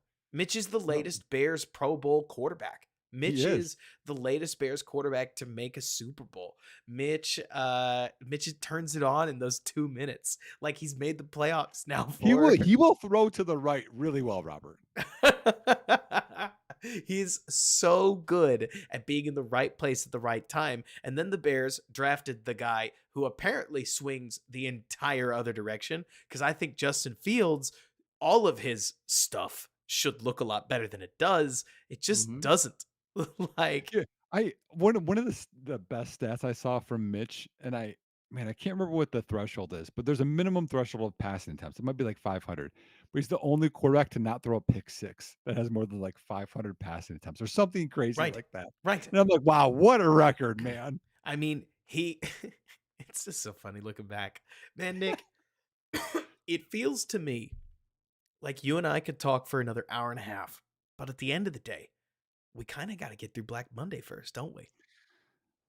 Well, I'm gonna circle back. Please. My last thought is this. Um, this is a sad day Yes. for Chicago, because I think we know that there's change that's going to be happening, whether it's a lot of change or a little change. But it's also exciting day for Chicago Hmm. because, and I think I said this in the pre-show, if you knew last year, y'all, that trading the 101, instead of going with Bryce Young, and everyone says CJ Stroud now, which I think Bryce was head and shoulders the pick everyone had at the time. Nobody, it was the If you Lawrence problem, right? Where nobody was brave enough to put CJ Stroud number one, partially because nobody else was brave enough to put CJ Stroud number one. Yep, Keep yep. going though. So if you knew that you could trade away that pick or what Bryce Young was to give it a go another year with Justin. And we know what happened with Justin this year.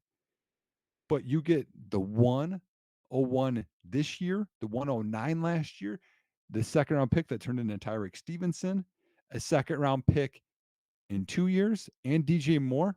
We would do that all over again Hmm. times a million. Like that trade might be franchise altering. So while it's a really sad day for Chicago, y'all, and no matter what happens at quarterback, we have a bright, bright future because Ryan Poles can play basically Madden mode with what he wants to do with the Bears, and we're going to be set up for success. You Hmm. see what's happening with Green Bay. Hmm. You see Detroit having success. Minnesota losing Cousins hurts them. Obviously, they had some success. I think Chicago arguably has the brightest future in the division. I agree. I mean, and granted, if they do make the change, look, Jim Harbaugh, for better or for worse, man, is a force of will. Like, I don't know who you're favoring in. It's tomorrow's game, isn't it? The national championship. Oh yeah, yep. Tomorrow. I think Michigan's going to win it. I mean, at the very least, I think they ought to be the favorite. Like, I think what Washington's doing is amazing, but they've got just a stellar defense, and I always feel like, now, granted, I'm a Big 12 guy, so I can't believe I've become somebody who says this, Nick. But when Pac-12, Big 12, like offenses bow up against SEC, Big 10 defenses, a lot of times it can be really hard for them. And Mhm. so if they do, I didn't know the Big Ten or the Big 12 even had defenses. I thought it was like 7-on-7, You know, wasn't it? back in the day, we used to have that get said about us, but you have to remember that if you dug deep enough, you realize that those offenses back in the run and gun Big 12 were running double the plays of the average offense in the SEC or the Well, Big 10. you go back further, and this is gonna be before your time, Robert. You Probably got you is. got the Nebraskas and the Colorados, Colorado 5 downs. People remember that one like long time ago. But yeah, you're right. Like, The it's more to say that I know a bunch of people were like, oh, well, they give up 60 points a game. And I was like, well, in college, 30 is normal. And they're running 128 offensive plays a game, each yeah. team. Like, it's insane out there. But so getting back to the Bears stuff, I think the Bears' future is really bright. There are going to be some that are going to point to the Packers having one of the brightest futures in the division. And I think it gets harder for the Packers to retain everybody because all those first round picks are coming up for extensions starting now. Now, that doesn't mean they're not going to be pretty good. They're a good team that can absolutely add more talent. But outside of Packers magic, which they obviously have with Matt LaFleur, I think the Bears do have a legitimate shot to overtake them. I think there probably needs to be a coaching move included, but if we play the long game, there's a lot to be excited for. And hey, even if you're not the best in the NFC North, like that's part of why wild card slots exist or spots exist, and at least we get an entertaining Bears Packers victor or like a Bears Packers rivalry. But I look at this whole situation and like you're saying, it's not a great day. But also, Nick, to quote something my dad has said to me ever since I started watching football 15, 16 years ago, you are never as good nor as bad as your last game. And if you look at the last two games for Chicago, gosh, could that sentence ring or could that sentiment ring any truer, Nick? Maybe they're not 37-17 every single week, but they're not this either. And so the Mhm. truth is somewhere much closer to the middle. I don't think Andrew Billings suddenly sucks because he wasn't the sole reason, same with Montez Sweat, that Aaron Jones, who runs on the Bears every week, weren't able to stop Aaron Jones in Lambeau. It happens, right? But I do find myself hoping that this game is a catalyst for better things and better days. And so hopefully it is, because if it is, it'll have been worth it. And if it isn't, it'll just have been a 10th straight Packers loss. Well, well, to get in the feelings more, think about how this would be if you didn't have the Carolina pick right now. Oh, it'd be pretty rough. You'd be We'd like, probably oh, still convince ourselves to be upbeat, but it'd be pretty right. rough. Right, but like whether you pick the quarterback or you get the Hall, that's the insurance to this whole thing. Like you feel so supported because you're like because Mm-hmm. that's what you always Mm-hmm. have to do. You that to I think being having gratitude, being grateful is huge, right? Think of like what you have versus what other people don't have, right? Yes. Like I think that always centers me a lot. So when you think of like, man, you know how many teams wish they were Chicago right now? Like you got that 101 with this class, and you have the 109, and you got Montez Sweat for the second, which people are Right. like you don't have a second. We got like things are rolling. Oh yeah, they are rolling. And then another thing that I think I want to close on this. It's a joke. It's not going to make anybody happy, but it might make you laugh a little bit, Nick. And it's a great reminder of what I hope changes next year. Right. So a man and his dog walk into a bar, and Bears Packers is on. Right, and they sit down and they start watching the game. And every time the Packers get a first down, especially when they score a touchdown, the dog jumps up, yips, hops off the chair, runs in a little circle, gets back up, keeps watching the game. Right. Packers score an early touchdown. It does just that. It's 7-0. Then the Bears answer back. It's 7-7. And the dog growls and destroys a couple coasters, and everybody gets the picture. And the barkeeper, the man asks the barkeeper, should I stay or should I go? And the barkeeper sees the rest of the bars watching the dog having fun. And the barkeeper's like, you can stay. Ultimately, every time the Packers do well, the dog celebrates. Every time the Bears do poorly, the dog destroys something, and the Packers edge out a victory 36-35. And then the dog runs up and down the bar, does a backflip jumping off the bar, and everybody claps, and the barkeep goes, wow, what happens when the Bears win? And the man says, oh, I don't know, the dog's 5 years old. It's miserable living in this state and that being the truth, Robert. Miserable. Miserable. Yeah. I mean, I still hold out hope that my 16-month-old son, by the time he starts actually understanding football, might run into an age where he never knew a bad Bears team. You talked about a bright future. If Ryan Poles lays this thing out methodically, there's a shot that the Bears could build something really sustainable. Next year, even. I mean, I hope so. Nick, Like, you won 7 games, Bears and you fans always project the negative. Who is to say that Caleb Williams or Drake May can't roll into town and become the next CJ Stroud? Robert didn't say he's going to. I'm saying, why can't it happen? Mhm. Because you're hoping that you're going to have better weapons than just Nico Collins and Tank Dell. I'm not trying to take anything away from Nico Collins or Tank Dell. You're hoping Roma Dunze, that's just what I'm expecting at this point. Roma Dunze, Cole Mhm. Kmet, and DJ Moore is better, like it is a better group altogether. We'll see. Right. We will see, man. What you got coming up? Well, my article's done. So actually, the next article that I have already lined up is at Football Guys. I have a video where I'm going to be. I think it's only one off video, but it's a one part video of fixing the Bears. They thought I would be a good person to talk about that with, so that'll be happening. You know, one thing I thought that we should do on this show, Robert, we haven't done. What? Robert and I spent a lot of time on this thing called X now. It used to be called Twitter, y'all. Okay. And before that was MySpace. Kidding. But Robert's handle, if you want to follow and interact with him on there, he puts out a lot of stuff at Robert K. Schmitz. Thank you. And I am at _ Nick Whalen. The guy that is at Nick Whalen hasn't tweeted, I think, in like 15 years, and he has like 5 tweets. So I lost out and I had to go _. But follow us on there, y'all. I mean, we like interacting with you. We like seeing, the comments in here. So do that, and we'll have some more fun times as we talk Bears. We do. And it wasn't an easy season, Chicago faithful, but it's over.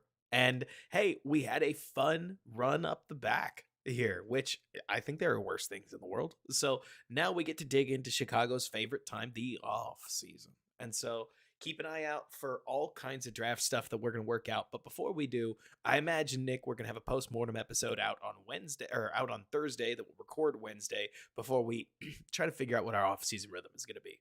Yeah. I doubt that we're going to have a podcast a week in a Bears ecosystem that starts changing less and less, but I guess we'll just never know. Right? I know our schedule is going to dictate some of it, but hey, y'all, comment, reach out to us, let us know, if you want 2 of them a week. If there's certain days you think like, hey man, coming in on a Monday would be great to hear you guys or whatever, like give us some feedback. We'll take it.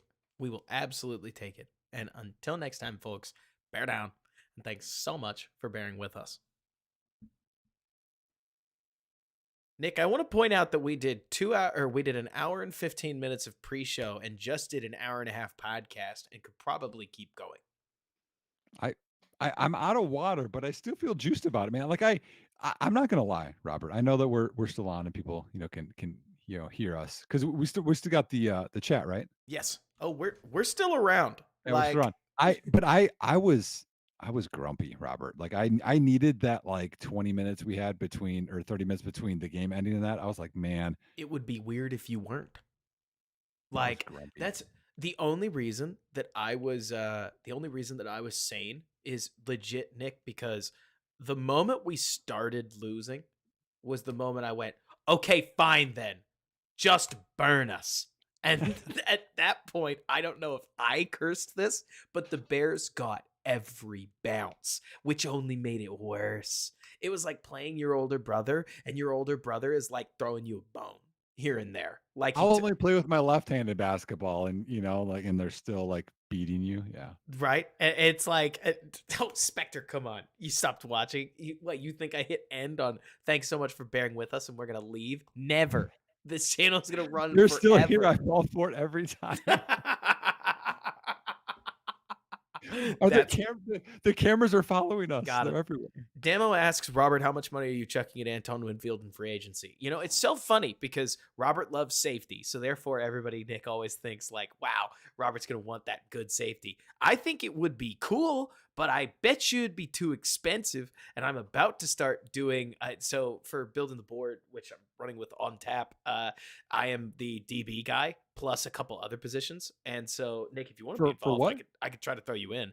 I basically organized a bunch of scouts to do a big draft board project. And if you want, I could talk to him about getting you in on it because we haven't kicked it off yet. So who's it with? Talk to me about it later. It's with On Tap Sports. So we're just going to syndicate it through there so that we can try to push this thing out to like Bleacher Report among a couple other things. But it's basically a 5 to 7 man scouting like group And it's kind of like a divide and conquer thing, but also I imagine I'm gonna run around and scout everybody else too. Point being that I'm expecting to find a safety that I want to draft in the third round. I have already pigeonholed. Like third or fourth round, I want a toolsy, like free safety, and I'm gonna find him. That's what I want to do. But you know how it is when you go into the draft looking for need, right? Well, okay. Here's here's what I want. I want our backup safety to be better as well. So I would not be opposed to signing a safety, drafting one in round 3 or 4. Signing what safety? Like a Dane Crookshank? Like a Travis or like a oh my gosh, I can't remember his name all of a sudden. It was Well, T Gibson. it was what? Taquan Gibson. Like, remember we had two Gibsons? To Sean To Gibson. Sean Frick. But Um, I wouldn't be opposed to Travis Gibson. Um, I wouldn't be opposed to there's Geno Stone out there if you want to go a little cheaper than Antoine Winfield. yeah, but that's But not then, that much cheaper, right? That's like well, saying, okay, you're not gonna get the Lambo, fine, we'll get you the Porsche. And I'm like, y- whoa! yeah, but safety's not going to be that expensive though. It is. It's gonna be like seven, like a year. You know? 7 a year? Don't you think? I don't care. Maybe up to 11. I would pay 10 million a year for Antoine Winfield. You don't have that much money. Well, Antoine's going to cost you 16. I'm talking about Gino. Yeah, but so, and actually, I have a fun like non-bear story. I'll add here in the chat while we're doing this. But I understand that. But to me, I want to buy in free agency. Uh huh. I know we have the visions and sugar plums of T Higgins and Chris Jones, etc. We have to get a pass rushing D end, whether it's like it can even be like a third tier guy. You It's bring in it's a Gervon couple of, Dexter. Gotcha. There it but is. but I would rather sign a safety and a center in free agency and knowing we fixed that than go through a whole nother year of hoping that Cedric Van Pran is going to develop into the guy.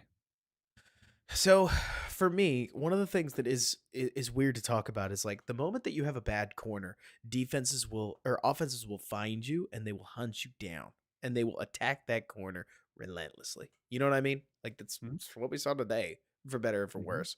Yep. And I can't That's help what but good look. offenses do. Yes. It's harder to victimize a terrible safety, and we should know because when Elijah Hicks starts, offenses don't have an easy Well, time. we just Like saw two of them in Green Bay and we couldn't expose them. it's just not that easy. So there's Mhm. part of me that like I agree with you. I want the pass rushing end.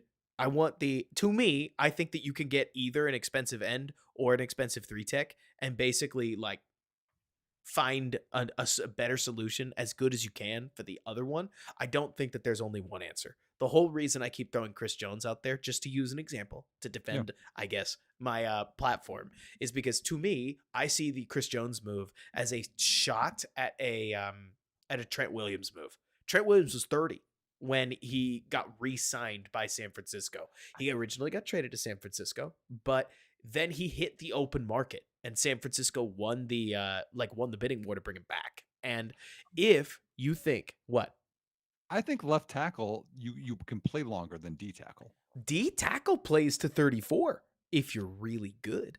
Like at least it's a position that often ages gracefully, right? Now that doesn't necessarily mean that it or that doesn't mean it will work out. So I get where you're coming from. But then does that make you a Christian Wilkins guy? Yeah, I mean, let me. I'm trying to find Chris Jones. He's the ninth best D tackle this year. Interesting. Which is Um, pretty good. still not bad, y'all. To me, like I would much rather. I mean, D end, D end number 2 on the team, D end number 3 on the team. Like those are. I mean, you could argue that Walker's your 3. You could get in a 4, but like we have nothing, y'all. No. Main reason That's bad. But would you rather sign a center or would you rather draft a center? both. See, exactly. That's I exactly what I want at safety. I Same want thing. well, yeah, and you can't sign everybody all the time, right? Nope. It's mostly that like I want a center and then I want a top 4 round like GC if I got to choose, right? Mhm. Now, maybe for all I know, Jatir Carter is falling out of favor with the Pulse organization because he was inactive today despite Dan Feeney starting. So obviously there was something wrong with Lucas Patrick, but not so wrong that Ja'Tyre Carter was an active member of the Bears. That's a choice, if you ask me. But obviously it means that he's not winning on the practice field. Bummer. He is a sixth round pick. Can't be too upset about it. But um, I can't help looking at the Bears situation right now and thinking that offensive line depth is always going to be a concern. And I'd love to add, like you're talking about, a veteran center, draft somebody on top of that, and now try to stock the cupboard a little bit. Ooh. So I'm looking at PFF grades. I'm with you there. Looking at PFF grades, man. Maybe I don't want Geno Stone. He can't tackle. Is His he run defense is is in the red. is he You know how strong or PFF. free? He must be free because his coverage grade is 84.9. His run defense grade is 33.1. You know, PFF's coverage grades are just kind of wonky, if you ask me. Again, I think a lot of that's because they grade guys when they're targeted and not when they're not, which is Yeah. weird to me because that doesn't make any sense. Because if you cover somebody well enough, Right. they're not going to throw at them. Uh-uh. But Yeah. So I'm like center for me, like I'm still okay with Connor Williams, even though there's the ACL. I mean, he's young. He'll recover. You got Andre James with the Raiders. You've got Aaron Brewer. Now, again, if you're staying with the true zone scheme, Robert, Aaron Brewer would be a good one. Mhm. He's athletic. I think the one for Dallas is a free agent. Like, there's a few of them that are. Um, That's part can, of why my fire for Connor Williams has cooled a little bit, by the way, is because we're looking at a center UFA market that actually has some options. And the moment that Connor Williams, who is super good, is recovering from an ACL, is the moment I'm like, maybe I take the sure thing. Like, even could if lower his price though. what? Could lower his It price. could lower his price. It could lower his play. Maybe he's never the Yeah, same. You know what I yeah, mean? Not maybe. not to mention he's not going to play well immediately. Like he'll need an entire year before he's fully up to speed. And then now we basically signed up for like a better branded Lucas Patrick for a year, which we hope not. But Yeah. if he gets on the field, chances are. So it's not that I'm anti Connor Williams. It's not that I wish. It's more like if you push me in one of the other directions, I get it. But just so long as I'm not talking myself into good old Feeney, the Fiendster. All right, you're ready for my cool story? I'm ready for your cool story. So, um, I've been big into the NFL draft for as long as I can remember, Robert. Darn Like right. when little kids, your little kids Saturday morning, you grab your cereal, whatever, you watch your cartoons, I watch taped NFL drafts. Yeah, you did. Like I'm just like wired differently. So I had the 89 draft taped, the 92 draft tape, 94 draft tape. Like I remember just watching these all the time as a kid. Like it was just fun for me. Like I just loved it. Anyway, I say that I've been scouting for a long time. I used to produce something for 6 straight years called the Devy Report, which was 150 pages or more, which was every college prospect, the the main guys, maybe the top 30 receivers, the top 20 running backs, whatever, per class for every year. So incoming freshmen, going to be sophomores, going to be juniors, and then then I did a publication for 3 years called the Graduates, which was like a rookie guide, right? Anyway, my second year doing it, I fell in love with this mid-major wide receiver. I was like, oh my gosh, this guy is going to be amazing. Like I can't believe people aren't on this guy, right? And then he ended up getting drafted fifth overall. Robert, do you know who it is? Fifth overall. You said he's a mid-major guy. Was he Mid-major. big? It's within the last 10 years. Receiver though. Wide receiver, fifth overall. Was it Jalen Waddle? Mm-mm. Mid-major. He went to Bama. Man, you're right. Like, Let's see if the chat can get this one. Let's see. oh man. Like, okay, so he got drafted fifth overall, Fifth overall. and Oh, people would have missed it. chat's got it. Was it Corey Davis? Corey Davis. Nice. So yeah, well done there, Colin. So Corey Davis was so I liked him so much I had him super high on my guide. And then people were like, dude, you're crazy. You're gonna like kill your credibility because like he's not that good, blah, blah, blah, blah, blah. And then Corey stayed for his senior year. I thought he was going to declare. He stayed, had a great year, and then he ends up going fifth overall. So, anyways, and again, Corey's career didn't go planned. He had a few injuries, things didn't work. His best year, I think he had 900 some yards, whatever. I mean, a disappointment, I think you would say, right, for that pick. Right. Um, anyway, um, so one of my friends, again in the industry, kind of like this, right? He sent me this letter. He asked for my address. Sent me this letter, and he said, "I was in a sports card shop, and I saw this card, and again, like just some local one. And he's like, I couldn't think of anyone in the world that wouldn't want this card more than you. Because they think of like just like people like campaigning about Caleb Williams. Like I was all about Corey Davis, right? Right. And he found this card and mailed it to me. It's this Corey Davis That's like sweet. as like a football on rookie card, like whatever. That's Like it's probably not sweet. worth anything now, but he sent it to me, and it just takes you back to a time, and you're like, gosh, like, that's like, Uh, because it's so many years and so much time you put into scouting right. and whatever. Right. The other guy that's actually funny, so the next year I was high on another mid-major guy. People are like, "Dude, you can't pick, like, the strays, you gotta pick the major guys." That high, and he got drafted a high second round, is Cortland Sutton. Oh yeah. Baller. He I pumped up Cortland Sutton so much, Robert, that Cortland Sutton follows me on Twitter. Yeah, he does. And like and like his student business account too. Like I DM'd and talked to him a couple of times, but Nice. yeah, it's funny. I just thought that's like a fun story that happened like this week. I wanted to kind of share with y'all. That's legit, man. That's so Mhm. fun. I can't Yeah. wait, man. All right. So I don't know if this ever happens to you, but suddenly the clock struck 10 and my body went. Oh, you're So, good, man. You're oh good. yeah, I'm going to pound out this podcast. Then I'm going to write some kind of thing for DBB. But until that means Bears fans that we're probably going to close up the stream. But it's always great hanging out with you.